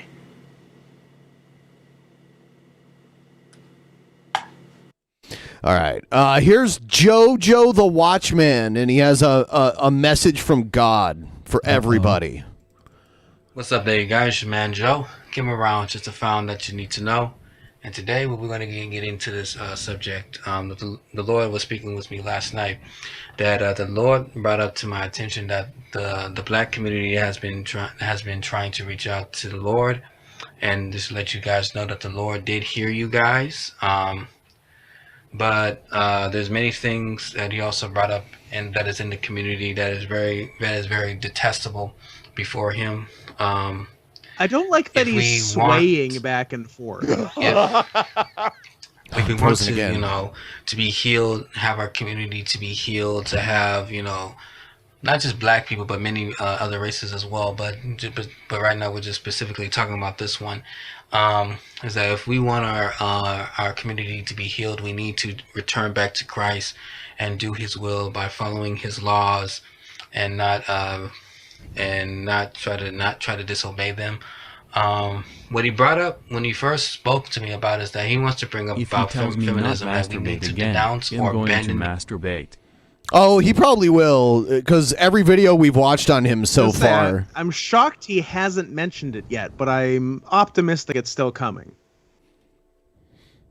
I like that little Chris Chan shirt he's wearing too. Oh damn. Good evening all. Just here in a horrible state of flux and depression because I can't get out of this bullshit retail job even with a decent BS. Wanted to support you all anyway just cuz. Thank you, we I feel appreciate like it. My projects and work have been for naught, such bullshit. It sucks to feel that way. Yeah, I think a lot of people I know, myself included in a lot of ways, are going through that this last year, especially like having to shut down the world. I was doing the IRL stuff all the time, and like I missed that little extra release of energy, you know. I hope you get out of this rut. I'm trying to get back out of this rut. I'm trying to get a little stab in my arm or something. I don't miss the amount of IRL streaming you were doing. You got a big pussy, but you miss wrestling, you little fucker. Feminism, which is pretty much, we shouldn't be getting caught up into feminism anyway. So tricky word. Yeah, that's one of the reasons that we need to abandon that ideology, and we should just abandon ideology, just abandon feminism. Yeah. And another step that we need to, as blacks, not just black, but just you pretty much, you know, I'm not talking about just blacks. I mean, let anybody that has an ear, let them hear. But as in our community, that we need to abandon abortions. In order for our community to be healed, we need to stop aborting our children. We need more babies that people don't want. Yes. That's the key. That'll fix society. That's the solution. Fornicating, But then guys like Jerry Sandusky can be foster parents again. little bit of horseplay, community. never hurt anyone. We need to get rid of the ideology of abortions, and the supporters of. We need to abandon the supporters of abortions. Real talk, we need to ramp up abortion by like 10,000%. Yes, I think everybody should have at least one, men included. Mandatory, 1 in every 2 pregnancies, mandatory abortion. Call me in 20 years, things are better. I guarantee it. You're going to like the way you look. I guarantee it. Oh, wow. Men's Warehouse. Throwback. Child sacrifices. If anybody that agrees with abortion, please repent. And those that who... I agree with it. Is that really the right way to put it? I'm in agreement over that. Yes. Yeah. Well, yeah, like everybody's like, nobody's pro-death. They're pro-choice. I disagree. Those that who I'm pro-death. agrees and supports abortion, or those that who trying to lead you into abortion. If you're pregnant now, or a young lady, if you're pregnant, please do not get an abortion. Or fellas, if you are fornicating or you're married, do not try to lead your wife or your girl into getting an abortion, because you will be, it's not going to be a good day for you if you actually do that. It's not going to be a good day. It's not going to be a good day. Who expects that to be a good day? If you pizza when you should have French fried, you're going to have a bad time. Yep. So, yeah. Yeah. Hold on. Is that another thing that we need to bring up is makeup and lasciviousness. I know we talk about makeup in this channel like a whole bunch of times, but we need to get rid of those makeup out of our community. We need to get rid of that. Makeup? Well, I don't know what he's talking about. Like we need to close all the Sephora stores in our community. Did you see Chipotle put out a line of makeup? Shut up. Yeah. Yeah, it got big because James Charles was like promoting it, and then everybody's like, James Charles is an abuser. And now they're trying to cancel Chipotle because of James Charles. I hope they do. They better not cancel Chipotle. Because once they come for Chipotle, you're next. First they came for my burritos. Then they come and get me. Straight up talking about makeup, and I think this guy is. I'm realizing he's just echoing talking points of Jordan Peterson, right? Like I think that's why he had to stop tape for a second, because he was like, "Oh, I forgot some of that stuff." Watch the Jordan Peterson said. video again. This makes a lot of sense. Exactly. It's like, oh, right. Feminism's bad. Makeup is bad. Something about. Wait, what's the thing? What's that thing that Jordan Peterson's always talking about? Like Soviet something or. I don't know. Something about cleaning your room. Everyone, please like the stream. Let's get it to 200 likes. We're almost there. Let's move on from this guy. I'm not going to be too hard on this guy because he was 100% molested. Like, you're not that weird about sex unless you were molested. Period. Oh my God. Okay.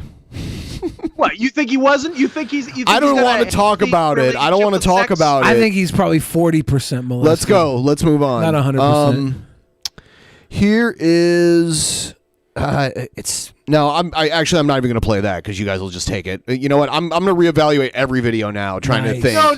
Okay, now you have to play it. No, Benjamin. No. I'm disappointed. It's time to play. Disappointed. It's time to play some videos. I'm disappointed. Let's just watch it and not say anything. Yeah, we're gonna watch this. Here we go. I'll hold my breath. Ooh, it's the old intro for it. Classic intro.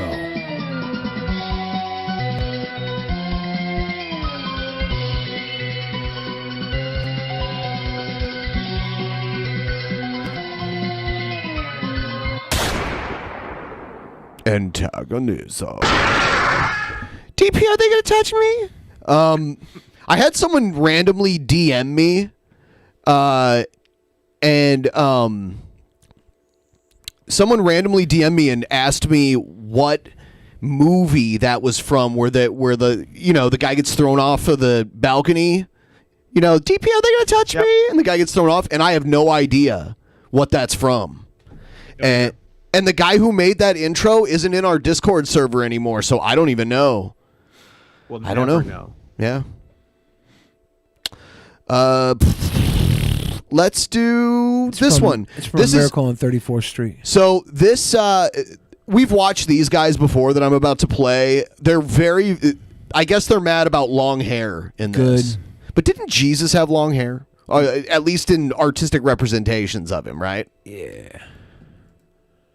Right, this sexual confusion stuff is I'm sorry. demonic. Can you take us back to the opening title of this? I would also like to see the opening title.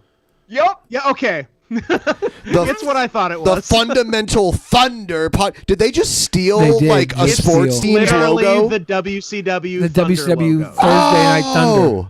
That's what it's from. Please make him happy. Thank you, Goku. Thank you so much. All right, so we can continue now. Just wanted to make sure we all caught that. the one guy, he always looks to the guy for validation when he's going on his rant. Is that right? So this is the fat shit that usually wore. He the looks like stupid- Kalo. Yeah, the guy on the left there. Now he's got his suit top and his stupid hat on. This might be old. You know, like the little boy that's always, not a literal little boy, but he's like probably like an 18, 19-year-old. I'm pretty sure he's this other older guy's son. He could be. They do kind of look alike. They have similar mannerisms and they're both dumb as Sexual dog. confusion stuff is demonic activity. And I mean, my Bible says it's a shame unto a man to have long hair. I mean, why would I follow? Or God's not going to use a man for revival who's so hardened in his heart and his conscience that he doesn't even have the good sense to be ashamed that he has long hair. Nature itself testifies that it's a shame unto a man to have long hair. Isn't there a part of the Bible? There's like Samson, and he's like super strong when he has long hair. And then when they cut it off, they like kill him because he's weak without it. Up. Yeah. Yes. Also, Jesus famously had long hair in every single representation of Jesus. You never see a buzz light cut brown hair, beautiful blue eyes, milky white skin. That's my Jesus. I actually think that actual Jesus looked exactly like Zac Efron. Ubermensch Jesus. Normal lost people know that a man's supposed to have short hair. And you look at these events like you're talking about, and you check all the couples that come in. The men are the ones with the long hair, and the women are the ones with the short hair. Didn't we have a lot of early presidents that had longish hair? I guess those were wigs because they couldn't bathe all the time back then. I don't know. Oh, I know. You see it all the time. Having long hair was frowned upon, so much so that they wore fucking wigs and built an entire political party around it. The Whig Out Party. there's like, you see a couple walking around holding hands. Maybe The Trump man will form the new Whig Party. the man is skinnier than the woman. The comb over party has a man Obviously bun, the coolest and the woman has like one of those like Okay. short, sort of like cabbage, Ric Flair, like hair, Dick the Bruiser, or whatever kind of hair. See, they're wrestling fans. They stole the Thunder logo, but tons of wrestlers back in the day had long hair, and many of them still do. So Most of them did. The Rock and Roll Express. I think more had long than short. Guys, I got a problem with this Christianity thing. It appears a lot of them are hypocrites. Is Ricky Morton's son a wrestler, by the way? Yes. Yeah, I saw a video on Ricky Shane Page's Twitter. I think he was in a match against Ricky Morton and his son. And Ricky Morton's son was like getting beat up, and Ricky Shane Page is pointing at me at like talking to Ricky Morton. There's so many Rickies here. He's talking to Ricky Morton like, "Is that your son? He's a pussy." It's a really funny thing. I would love to call Ricky Morton's son a pussy. Yeah, I think it was Ricky Morton. I know it was Ricky Morton that he was talking to. I wonder what happened if I called Dave Bautista a pussy. Probably nothing because he doesn't want to get sued for attacking you. He seems like a guy that'd be like, "Oh, fuck off," He Like, probably seems do like that. a nice guy. I heard a story where someone was at like a Justin Bieber concert, and they were sitting outside of the bathroom and this is when Justin Bieber was like the biggest pop star in the world. he was sitting outside of the bathroom waiting for his girlfriend to come out of the bathroom, and he looks over and Dave Bautista is sitting next to him, and they're like looking at each other, and then Dave Bautista's daughter, who was like a little kid at the time, came out, and they like went into the concert together. But he saw Bautista at like the least likely place ever. Nice. That long, whatever, you know. We used to call them butch. Oh yeah, butch lesbians. Yeah. Yeah, we used to call them butch. You know. Butch. Yeah, I don't know. Streamlabs might. I don't know why that's happening. I can't make sense of it anymore. Technical issues. But what we can do is make dollars of it. Yes. And that is what we are doing. Let me do the Trumpster Bob one. Nothing in life should be free, but I'm just tired of looking for almost 2 years. Job descriptions are ridiculous now, and I'll ask what salary you want. Imagine trying to live and you get cut because you want a decent wage. Yeah. It's so dumb. They shouldn't ask. Well, just look up what the average wage is for it and put it like $5,000-$10,000 above it yearly. And then they will know that you know your worth and know the average value, and they'll offer you the average value. Billy's exactly right. You go to Glassdoor.com and or just Google average wage, and then if you're a girl, go to glassceiling.com. That's exactly right, and then shatter it. Oh, feminism. But I thought that the guy in the last video said feminism bad. Feminism, abortion, makeup are the big three that we got to get rid of. Those are the big three. If the fucking faggot ass motherfuckers over there, faggot ass peasants, wants to come into my fucking live stream, they can. Unlike them, I am drinking beer. Unlike the drunken peasant, faggot motherfuckers. I had mead. How come this guy can say all these terrible? Can we do something about this guy's awful language? He's naughty. He's yeah. I mean, he is who he is, right? I don't know where he got this thing that we never drink beer. I don't know. Maybe he heard me say it because I've been like on a more keto diet, so I haven't been drinking beer. Like I used to have a giant like chalice that I would fill up full of beer and drink it throughout the whole show. I got mead in my belly right now, Trump's Bob. And I had. Maybe he's totally mentally ill. Thank you. Thank you very much. I had a bunch of whiskey and sodas last night. I got a little tips. Had a little nice little tootie. We drink around here sometimes. Stop trying to prove the Trumpster Bob that you guys break. I have to. I just don't understand why he thinks. I don't know. I went on his live channel a couple nights ago. On the fucking day. That's how dumb and stupid them motherfuckers are. To back a fucking piece of shit Democrat. Oh, but they're getting paid by the fucking Muslims to back the fucking Democrats. Oh, did you not know that? Oh, yeah. If you go over to their fucking webpage, the only motherfuckers, like to the degree of 99%, maybe 98, I don't know, whatever it is. Let's be accurate here. Like all the motherfuckers kind of maybe shit 98. That's backing the drunken peasants. You see, are you guys fucking spend so much time trying to refute his "you guys don't drink" claims that now he's saying you're backed by Muslims. Oh yeah, this video he wonders who funds us. Because he sees all the funding that we get. Credits at the end of every episode. Yes, exactly. Yes, right? Mm-hmm. Arab motherfucking Muslims. Pieces of shit motherfuckers. From a fifth world fucking shithole fucking factory of a how they have all this money then? Country. Yeah. Okay, that's the end of the video, I guess. Thank God. How are people from third and fourth world countries funding us? The poorest people in the world are funding you. Wow. So that you can give the money to Democrats. Why aren't they giving the money to Democrats directly? Why not cut out the middleman? That's my question. Here's Ben Shapiro reacting to the Oprah interview with Prince Harry. Oh God! I bet it's positive. Alrighty, so let's actually get to what Meghan Markle and Prince Harry actually said. Are you playing this at some sort of super speed to make his voice sound fucked up? Nope. I was going to ask the same question. Slow this there's down no way. So he sounds normal. If I slow it down, the pitch won't change on this program. It just changes the speed, but not the pitch. I just want Ben Shapiro to enlighten me. Because, I mean, what difficult lives they lead. It is one of the saddest stories I've ever heard. I mean, a prince, grew up a prince, was shielded from his own idiocy for literally years. Remember, Prince Harry was a guy who just, back in 2005, dressed up in like a full-on Nazi uniform at a Halloween party. Right? So, like Ralph Northam would just, never happened, right? It's pretty incredible how that guy is now Captain Woke. So that's exciting stuff. Repentance is possible, people. All you have to do is take your entire family and just toss them under the bus.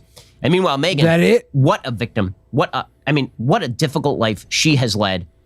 I can't speak enough about what a heroine she is. I mean, just the amount of heroism that she displayed by going on Oprah and ripping on her in-laws' family for fame and fortune. I mean, truly. She already had fame and fortune. She had like built-in fame and a rich, famous actress. Well, and she was a princess. Also, is Ben like pro royals? What's his Was she a rich, famous actress?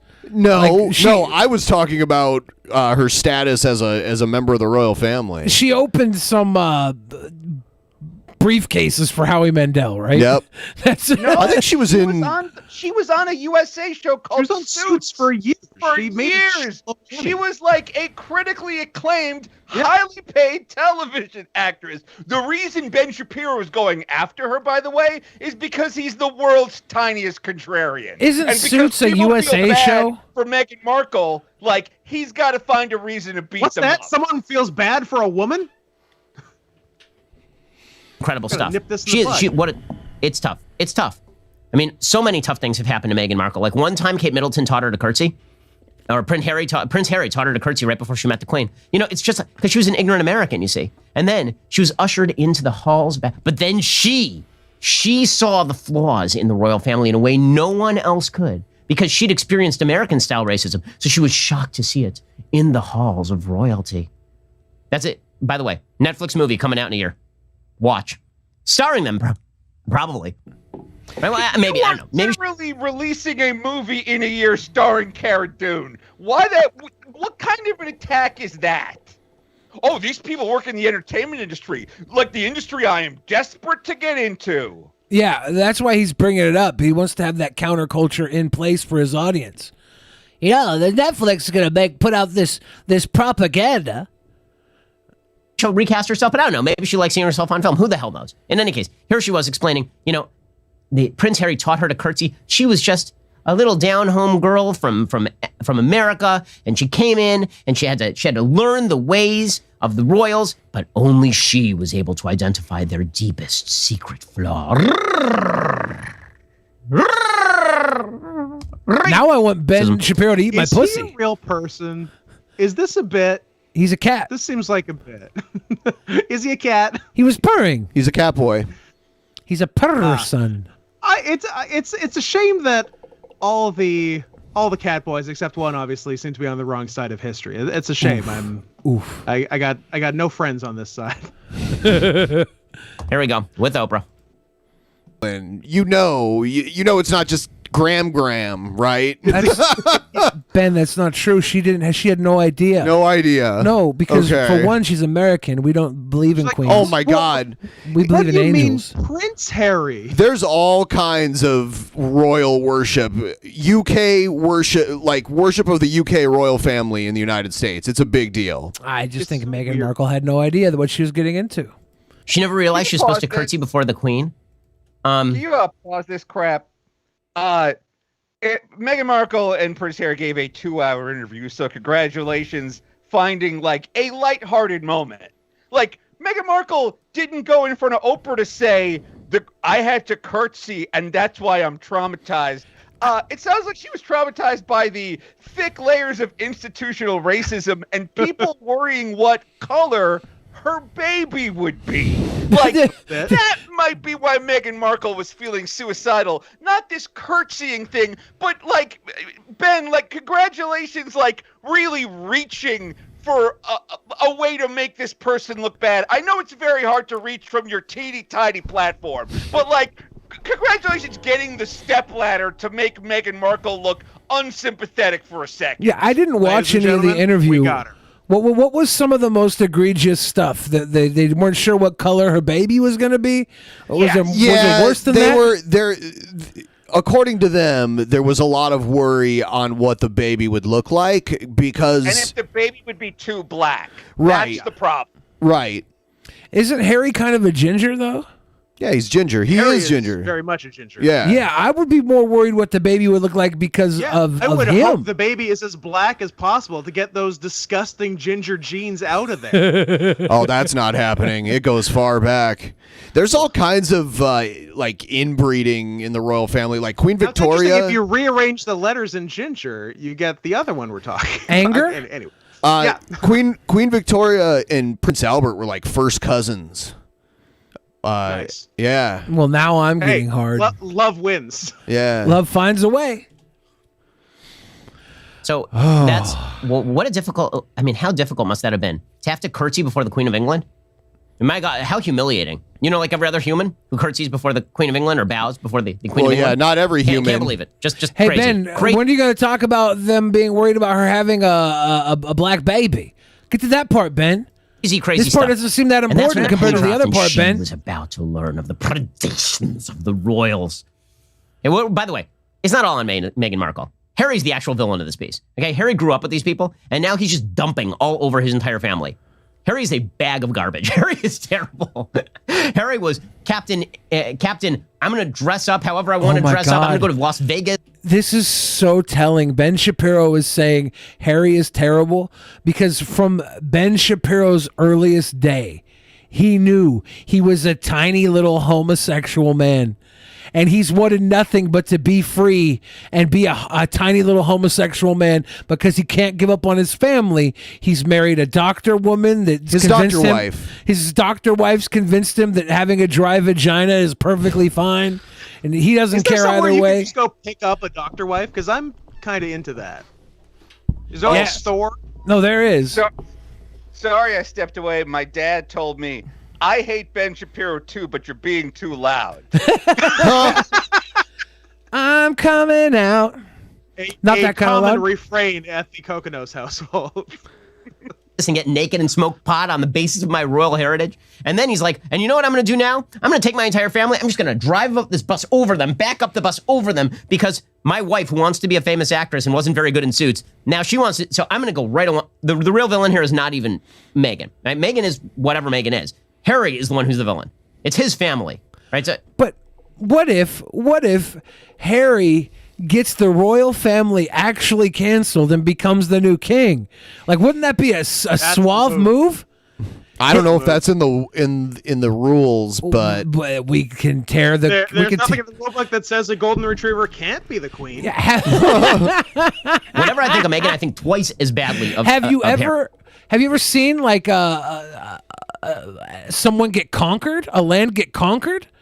Like, no, because it doesn't really happen these days. Yeah, maybe it will. Maybe this is the new conquering. Yes, this could be the new conquering. Let's just go fuck up Slovakia. To cancel castle. Slovakia. Let's do it. Let's conquer a cancel castle. I'm gonna pivot us off.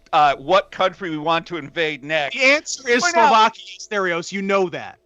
And I'm gonna point out that this is the most opportunistic, contrarian bullshit. Just a couple of months ago, the entire right wing was correctly pointing out that the royal family was harboring a pedophile tied to what's his name?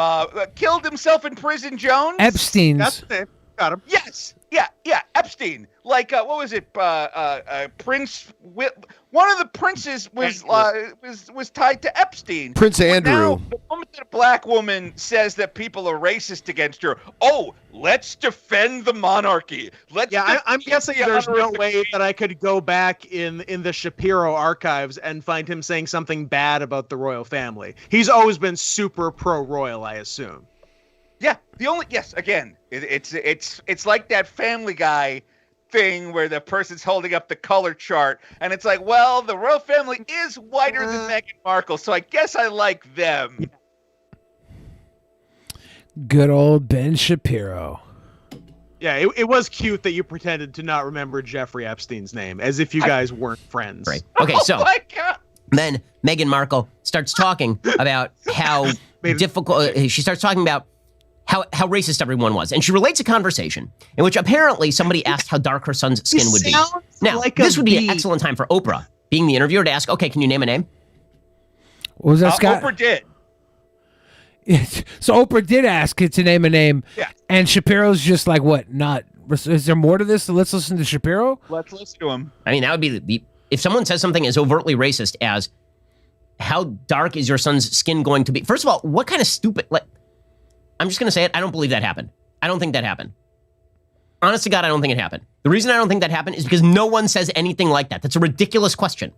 How dark is your son's skin going to be? Really? Beyond, nobody the racism says anything racist? Have you read your chat comments lately? I think I might find one or two racist... What the... Racism and ignorance? That doesn't exist. See, here's what Ben Shapiro is saying. Systemic embedded racism, silent microaggressive racism, doesn't exist. Also, direct, awful, 100% clan racism doesn't exist. It's kind of like you benefit from racism not existing and from telling your audience of racists that they're not. But I don't know. I'm just an asshole at his dad's house. Exactly. The actual stupidity, the human stupidity of having to ask that question. Do you not know what biracial children look like? One thing we know about racists is they're exceptionally intelligent. You're never going to hear a racist say something stupid. Some of the smartest people I've ever met. What? Okay, so I don't believe this for a second, but here she is saying a thing I don't. Plus, maybe it's true, and she's such a bad actress that I can't even tell that it's true. That's possible too. Here is. What? Cut away to Oprah looking all shocked. Yeah. Can you pause it? And then Oprah immediately asks, "Who said that to you?" Meghan Markle replies with, "I don't want to. I'm not looking to give away the name." Later, Oprah also asks Prince, whatever the ginger guy, "Who said that about your kid's skin?" Oprah was trying to get a name. If there's one thing Oprah is good at, it's finding juicy gossip. She was really quick. Her for that. She was really quick to say it wasn't the Queen, but she was. No, he was. When he did his interview, he said it wasn't the Queen. It was probably his dad. It was probably Prince Charles that was doing it. Prince Charles might never become king. His mom might outlive him. Who knows? He's pretty old now. He's probably 70. Be very funny to live your entire life with one goal that you can't have until your mom dies, and then your mom never dies. Right? How old is she now? 112? No, she's 90 something. Huh. Because remember, they used to have kids young back then because they were we're not going to live long. Oh, by the way, have you guys heard that apparently the Queen and Prince Charles both travel with gigantic blood supplies? She's 94. Actually, both Queen Elizabeth's husband is surprisingly still alive, although he's not doing too well. But he's 99 years old. I saw a news story the other day when he was hospitalized for something. But they're both still alive. It's crazy. And her mother lived to solidly over 100. Yeah, that's crazy. It's all the adrenochrome, right? It's that delicious adrenochrome. She connects the fact that Harry, who is ninth in line for the throne at this point. Prince Charles is 72. That Harry is not going to get the security, and he's not going to get all this stuff. And again, I believe at this point they'd already decided they wanted to move to America. that was going to be the basis for. That was going to be the basis. It was all about skin color. Of course, it was all about the racism. Okay, so. Why is he rolling his R's? Is he like mocking Cardi B? I don't like the rest of what he says, but I like it when he purrs. Yeah, I'm not mad at it. I do kind of want him to eat my bussy. It's it's weird. Meghan and Harry were told that there wasn't enough money in the royal coffers to provide security for their baby. So they were like, then what's the fucking point of being in the royal family? Because it seems like this is just a big target on our back. And if you're not even going to protect us, we're going to go to America away from the people that killed my mom. You know, the paparazzi that like caused my mom to crash. And she's just going to go start another USA TV show. Suits 2, baby. Coming this fall. And then she says that she wanted to commit suicide, and the royal family would not get her the mental help that she required. Okay, now, again, I don't know the truth or falsehood of any of these statements. I do know that once for COVID on the 31st, with COVID cases on a downtrend, I am feeling optimistic that this thing is gonna be over soon. This is the last mile. Stay cautious and careful, or it could get worse than before, though.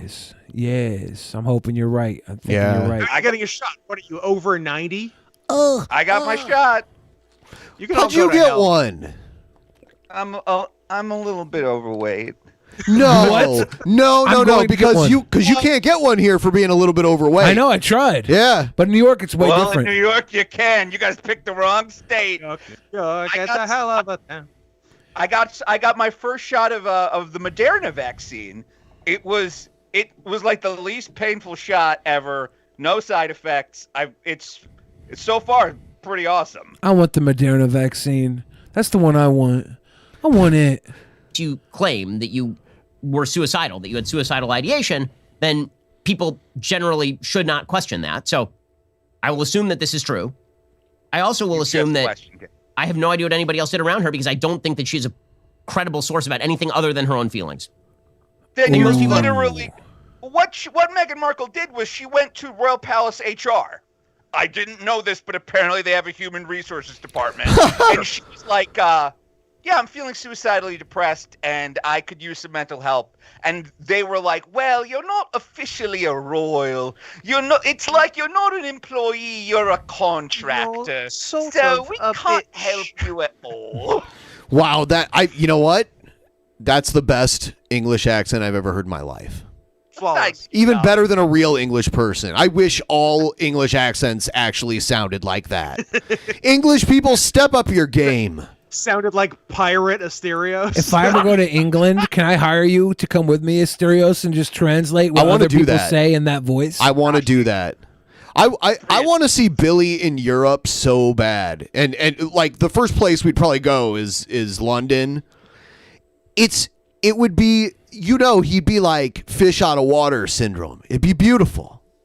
I mean, he can barely function in like the city that he lives. If you transplant that to another country, it's going to be bonkers. I know. I'm a god. It's going to be content. See, it's like, I know I'm going off on... I just hate it when they get basic facts wrong. Yeah. Like with their dumb little character assassination videos. Like, if you don't like Meghan Markle because other people like her. Okay, get your hate clicks. But, like, he is getting the basics of the story wrong. It just pisses me off. Credible sources on their own feelings, but people tend not to be credible sources when their self-interest is at stake. Here's Meghan Markle then trying to impute to the royal family a lack of care for her suicidal ideation, which is a hell of an accusation to make. Okay, and then what she says is that she went to the institution and they were like, you can't get outside help, because if you get outside help, then that is going to become a story in and of itself. Well, okay, first of all, Meghan Markle was a story from like the day that she joined the royal family, because she started lecturing everybody inside the palace about race. I mean, she was in the tabloids every single day. So that's number one. Number two, if you think there aren't healthcare workers on staff at the palace, I have doubts. We'll get to more on this in just 1 second. First, let us talk about the simple truth. A lot is happening. Oh, God. Yeah, it's like he puts an ad right there, right smack dab in the middle. You got it, Aid. Red. All right, here we go. Does he have a cameraman, like the camera that pans like this? Yeah. That's crazy. No, that's a little robot jib that he has on the desk. I see. Well, yeah, you can get a robot jib for pretty cheap. So I'm not going to question her suicidal ideation. I am going to question the story because, again, no names, no specifics. It is all these broad allegations that are being made. And in fact, post-interview, apparently Harry has now come out and says, you know who it wasn't? It wasn't Elizabeth and it wasn't Prince Philip. It wasn't any of the people who people actually care about from the royal family. But they won't name names. Okay, so this was pretty fun. At a certain point, Oprah actually asked Meghan if she left the royal family to brand build. And Meghan is like, no. Of course not. Here she was. I like the forced laughter. Yeah, if there's one thing I want to hear from an intellectual is awkward laughing. Ha, ha, ha, ha, ha. He's like slapping his knee.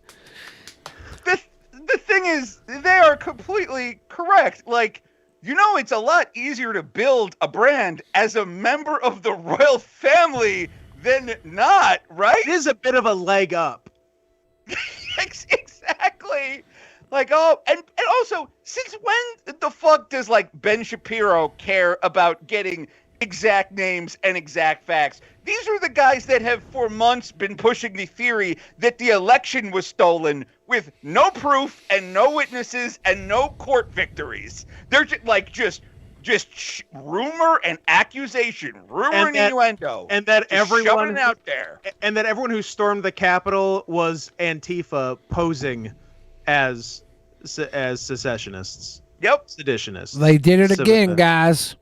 They dressed up as Trump supporters and stormed the Capitol. Turns out the one that the police were able to tag and bag, she'd been so deep Antifa in the Trump that she was a former military. And the people that were there that have been arrested, they're not Antifa. We know this. Holding on to that idea is just... Look, the ones who are arrested are so deep that they've forgotten that they were Antifa. Sleeper agents. Yeah. Maybe they don't even know. I call them the Manchurian retards. Oh. Hey, the Mandalorian candidate. Season 3. Bring back Baby Yoda. I was at Costco and they had a stuffed Baby Yoda plushie. Thank you for saying it right, by the way. You're welcome. Good job. They had a gigantic stuffed Baby Yoda plushie thing, and it was $20, and I almost bought it. And I was like, if I buy this, I will be a little baby.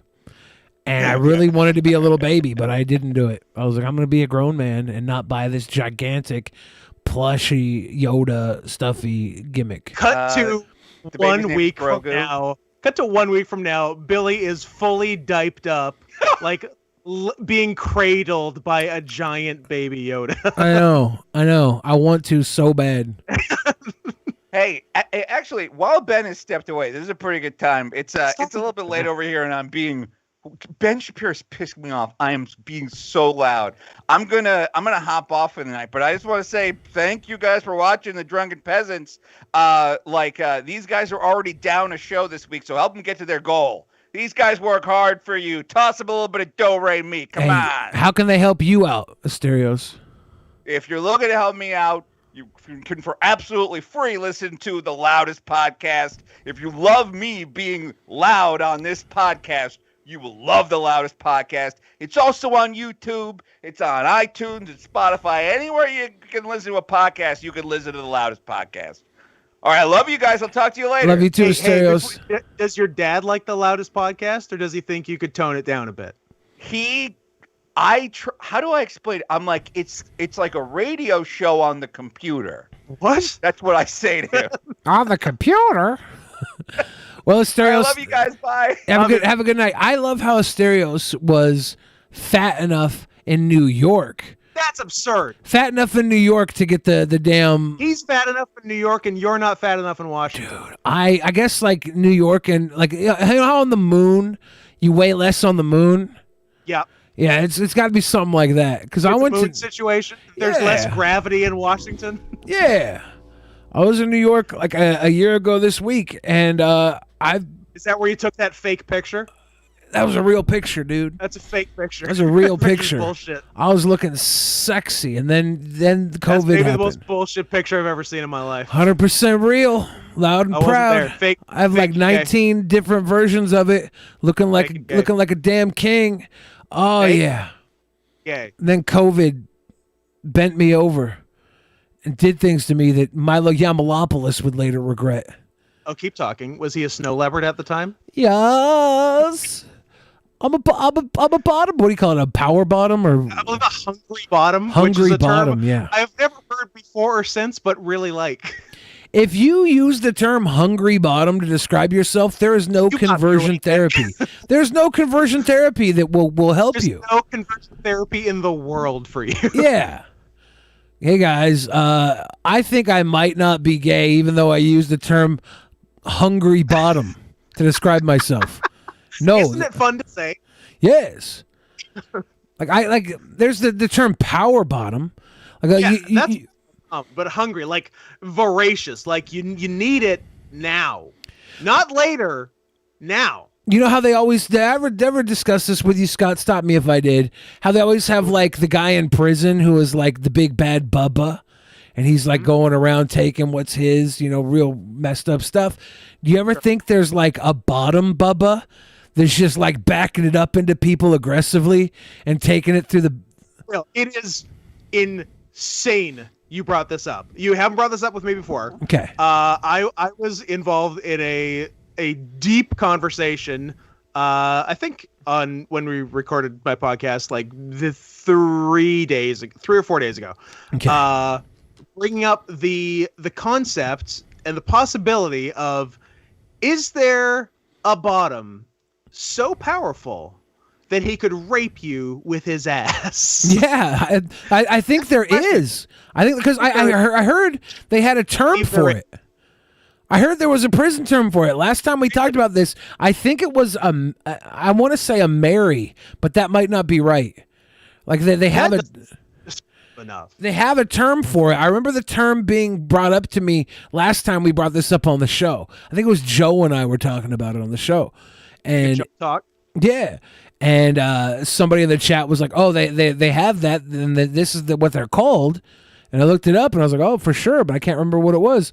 But you definitely gotta think from that aspect that if there's a hungry bottom and there's a power bottom, if you can be starved for that bottom, you could be like maniacally forceful with that bottom too. You can use your bottom for evil. Yeah. A lot of people think that. Everybody who's watching right now, thank you for liking the stream. We got a bunch of big likes. Thank you If for. you haven't liked the stream, what the fuck are you doing? What WTF? Why are you not even liking it? Guys, WT fuck are you doing? Skeptic77 says, this dude is like 600 pounds. Let's talk about Asterios. Are you talking about me or Asterios? Because Asterios is 550 tops. He's so fat. He's so How fat. is he? Yeah, he's so fat. He got COVID treatment in New York City. New York City. He got the Moderna one too. Skeptic says Milo just offered a fatty treatment on his show. Offered to lock him in an apartment with 1,500 calories a day for a month. The dude is like 600 pounds. Okay, that's what it's about. Milo's guest. Okay, I was like, are you calling Asterios fat? But yeah, you can. The state of New York is calling Asterios fat. You can do thin conversion therapy by locking somebody in a room and only feeding them what you feed them. It's similar lines of torture to a gay conversion therapy, I'm sure. I'm sure. Asterios is wider than tall. He's the walking chode. We were just talking about how someone said Asterios was 600 pounds and we said 550 tops. I think 600. Is he frozen? No, he had to go. Oh, okay. He went to heaven. He said, "I hate to leave while Ben's out of the room." He got in trouble, but my papa wants me to go night night. 1,000% got in trouble for being loud. Yeah, not the first time and not the last. Well, yeah, well, and I'm also like that hasn't happened to me since I was like a teenager. Like my dad yelled at me for being loud. You know, get out of there. Yeah. You never stayed at your parents' house and went on a podcast and been loud? No. Well, that's Never. probably why it never happened to you. Right.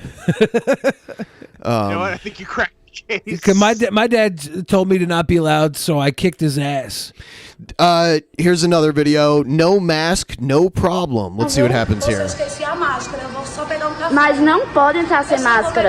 Eu mando o menino So obviously they're arguing over the mask. pegar. Não seja por isso. Você vai mandar ele pegar. Look what she does. Não seja por isso. Oh, no. Seja Is she gonna put a- Eu vou, mas eu entro, eu quero pegar Oh, o café. yuck. Até a calcinha eu rasguei, mas eu vou pegar o café. No, this is gross.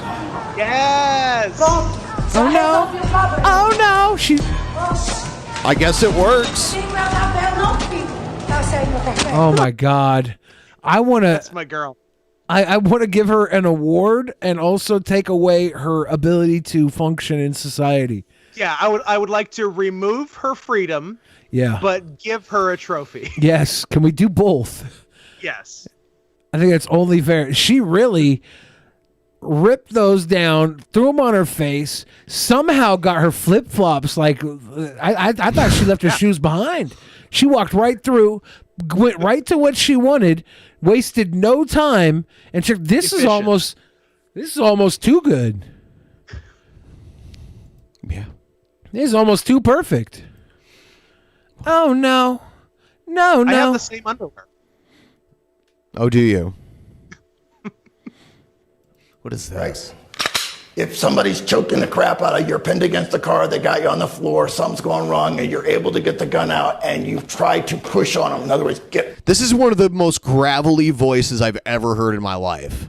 It's very Tom Waits. Yes. And I also don't like that he's kind of like smirking the whole time he's talking. So I accidentally poured all the rocks from the bottom of an aquarium into my cereal bowl instead of Fruity Pebbles. Off of me, you piece of shit. If you do this, the gun's out of battery. See it? It's unlocked. So you have to get it off of them to make it work. Okay? It is the redeeming value of a revolver. Because in a revolver, if I was carrying a revolver for an ankle gun or a backup gun or something like that, like when you're at work, if you wear slacks or something, you go, well, it's not really comfortable to have a gun. I'm telling you right now, you can put an ankle gun on and you won't even know it's there. I couldn't imagine. I just can't. I can't. He's so happy. I can't make. I just can't understand or relate to the people that are just so obsessed with guns. Like I've known people where guns was basically their religion. Like Yeah. they cared more about guns than anything else. It makes them feel tough. It's a sense of security, usually false. Yeah.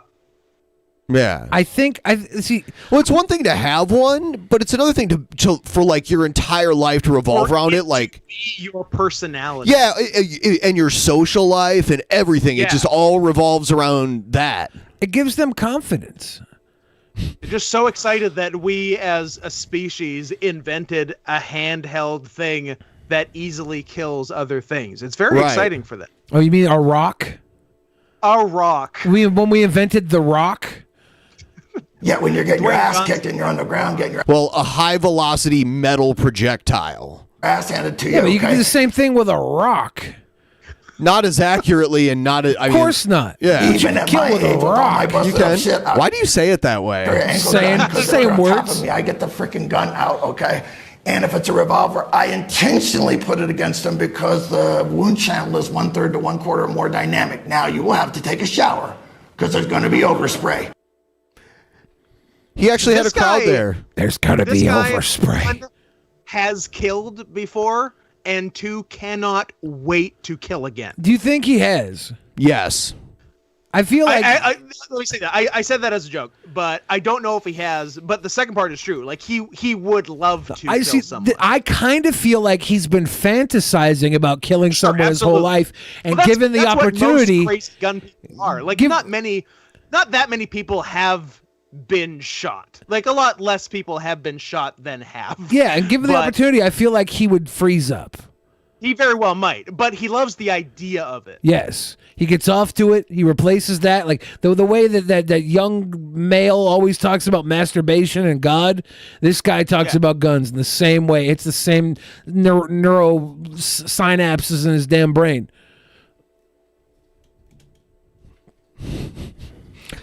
Oh God. Well, we've got a little bit of time left, maybe like 10 minutes or so. We will do a post show tomorrow. We're not going to do one tonight, but we will do one tomorrow. There's still a few kinks in the system I need to work out here. Oh, man. You know what? I do have a little bit of footage here. Actually, we have Egghead's Return to Actual Mania promo. Here it is. So how did he do as what was he, co-commentator? I thought he did well enough. Did he wear a suit? Yes, he did actually. He wore a suit and like a Tim Pool hat. Ooh. Who like he's wearing here. Who was the mysterious benefactor, or am I allowed to ask that? That has not been revealed. Yet to be revealed. Okay. I'm back. Yes, I'm back. You haven't seen me in a while. You haven't heard from my freaking voice in a while. So let's get this over with. What's up, bitch? I am back, and now I'm doing Actual Mania, and now I'm going up against the Brock Lesnar of cringe, Lucas Werner. Let's talk about Lucas Werner for a little bit, shall we? You tell me that he's the ultimate cringe person, that he's the unbeatable monster himself. He is. And yet, the unbeatable monster himself, the Brock Lesnar of cringe, lost to Trumpster Bob in a #1 contenders match for the Cringeaway Championship. He wasn't the only. He wasn't. It wasn't a one-on-one match though. That's why he lost. If he was the Brock Lesnar of cringe, the only time Brock Lesnar loses is when he's outnumbered.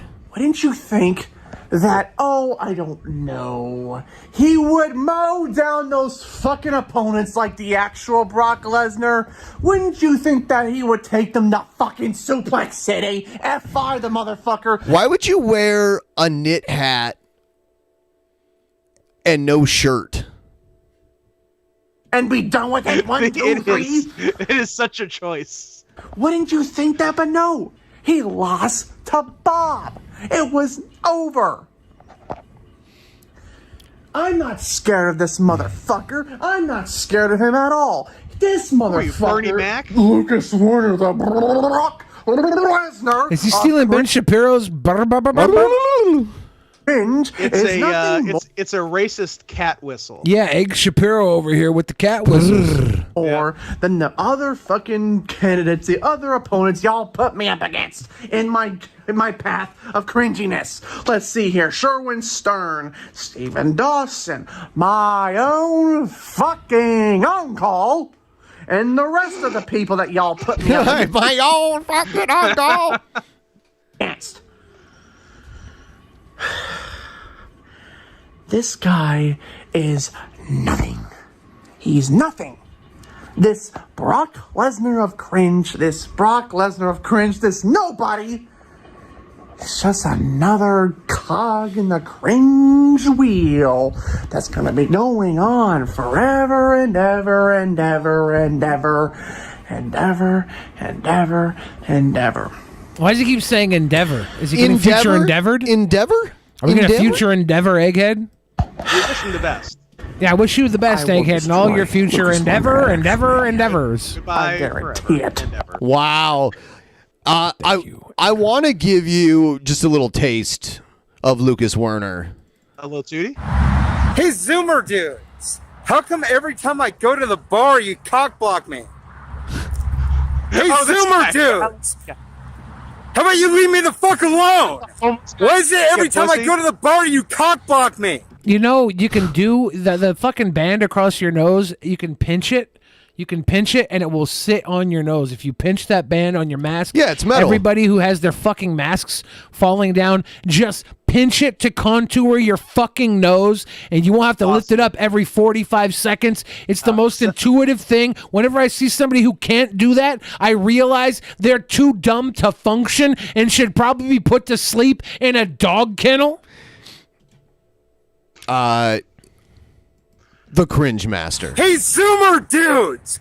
Why is it every time I go to the bar, you cockblock me? Hey, Zoomer dudes! Why when I go to the bar, do you cockblock me? This is not an act, too. This is not someone playing a character. Yeah. This is my guy. Classist!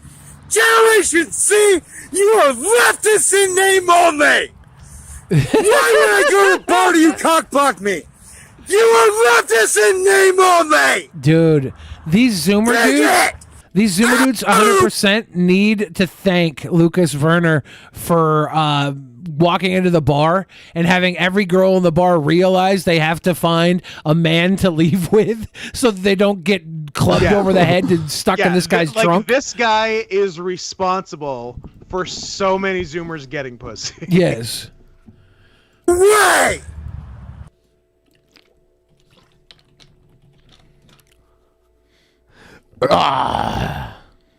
And what's his deal?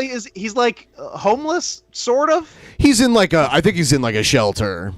Right. I like his style. He's out there. Feeling my style, feeling my flow.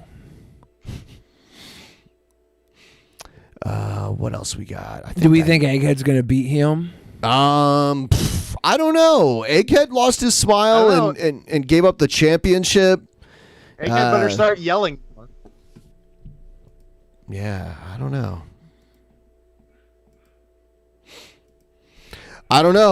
But we should have the full card together. Probably, I'd like to get it together before the end of next week.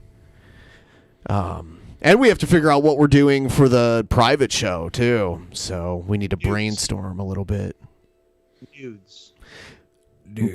I was thinking about maybe stopping by the jar store and picking up some jars tonight.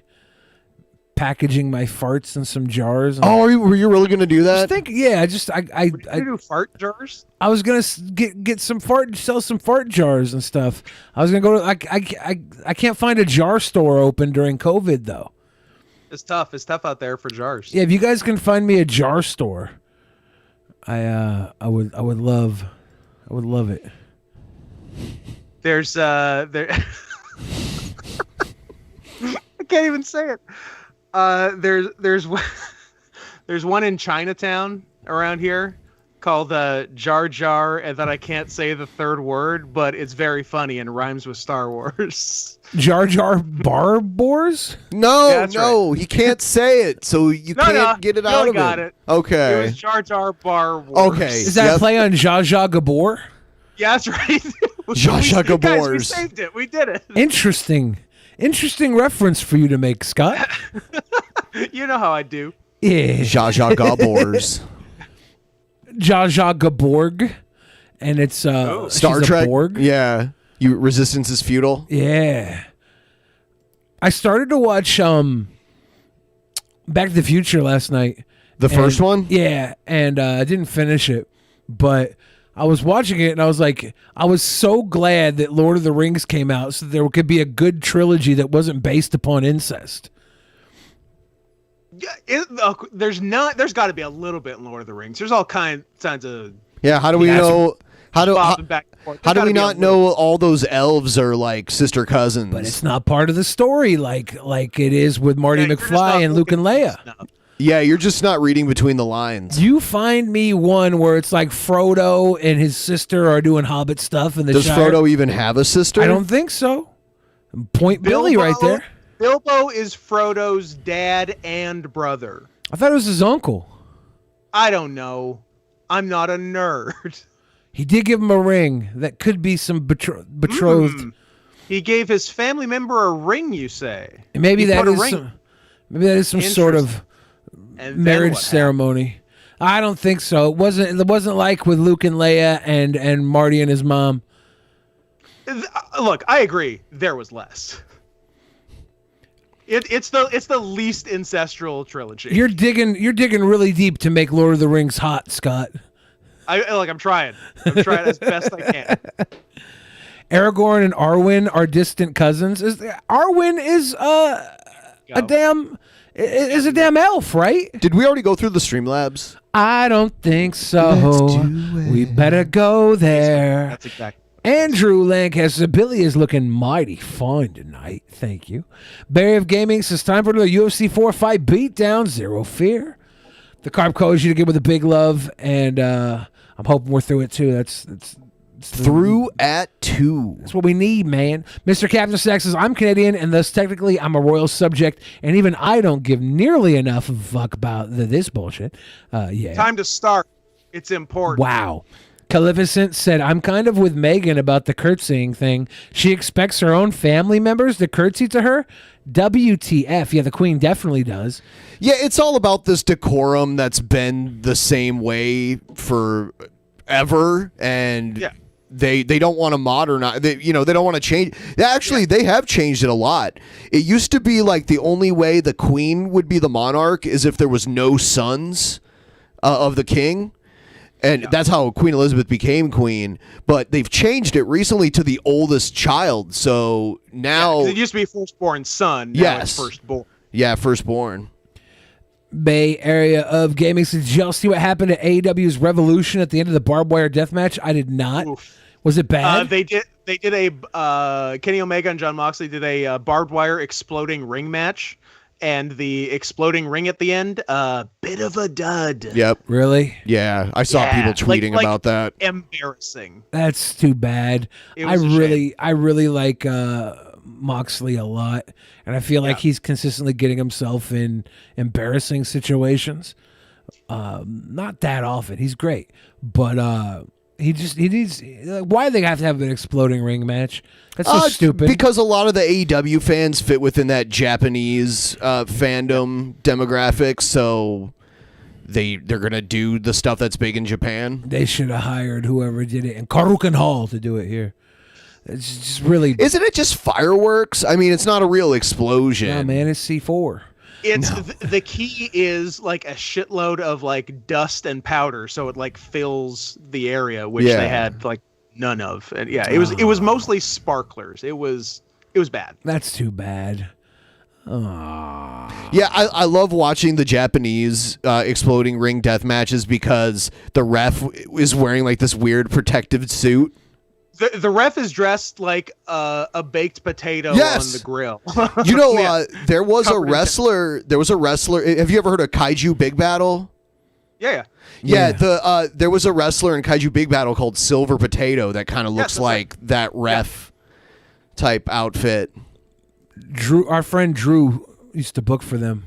Oh yeah. Ben, did you know that the other person in the match that Billy threw up in competed in Kaiju Big Battle? There's your 1 degree of separation. Yeah. I did one Shout puke. out to Jonah. I did one puke on Jonah. Cole James, give us that big love. Thank you again. Scott from Space says, Ben, I think there's something wrong with your Streamlabs. The Bible one that came through for me is weeks old. We had a crazy little Streamlabs mix up earlier. It's not the first time we've seen that on this channel, so it's just something with Streamlabs. Or Azrael says, is this guy going to take care of all the unwanted babies? Of course not. Of course not. Mighty Five, give us that big love on the pig feet. He says, what, y'all never ate fried pig's feet and pigs with lime, salt, and spicy salsa? They're like cuerito, which is pickled cracklings without the vinegar taste. If a pig's feet is fried, it might be a little more palpable, but in its wet, gelatinous form, no thank you. I mean, it's still gross. Like, in what universe are the feet the best part of the animal? Like, we don't eat the feet. What did I miss? What did I miss? When courting a young woman, all right. But pardon me, except, of course, a young woman. Her feet should be coveted as she is an angel and worship the ground she walks on and suck her toes. Going back to Cole James, gave us some big love again. Thank you so much, Cole. I hope things work out and you find that spot where you fit in the best. And that, I'm pretty sure, catches us all up. All right. And I've got a brand new pair of roller skates. Send pig feet. Ooh, woo. Ew, no. Okay. I think we're good. Scott, you want to tell them how to show love? You know, I'll Soulja Boy tell him.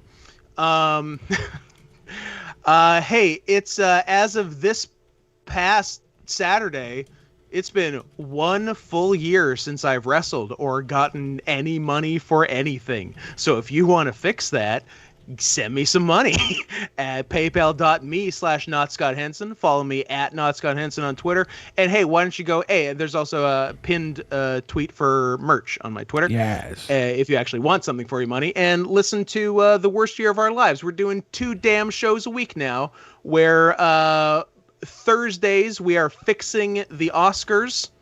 And Mondays we are going through every WWF in your house. Damn. Have you gotten to the Sid versus Diesel one yet? We just did 1, which was Sid Diesel, and then 2 is Sid Diesel Lumberjack. Yeah, match. the Lumberjack one is fun. Lumberjack's next. Yeah. Yeah. Oh well, there is a little light at the end of the tunnel, Scott. We're gonna finally get those $1,400 checks, so expect that in your mailbox. I'm very glad. Oh, in my mailbox? Yeah. From Joe Biden? Yeah, Joe Biden's going to give you that $1,400, so you're saved. Well, I could use it, so that would be nice. Yeah. Too bad. Wrong country. Oh. America rocks. America. Have a good night, Scott. Everybody watching at home, have a good night. Ben, you want to tell them anything? Good night. Bye-bye. Bye.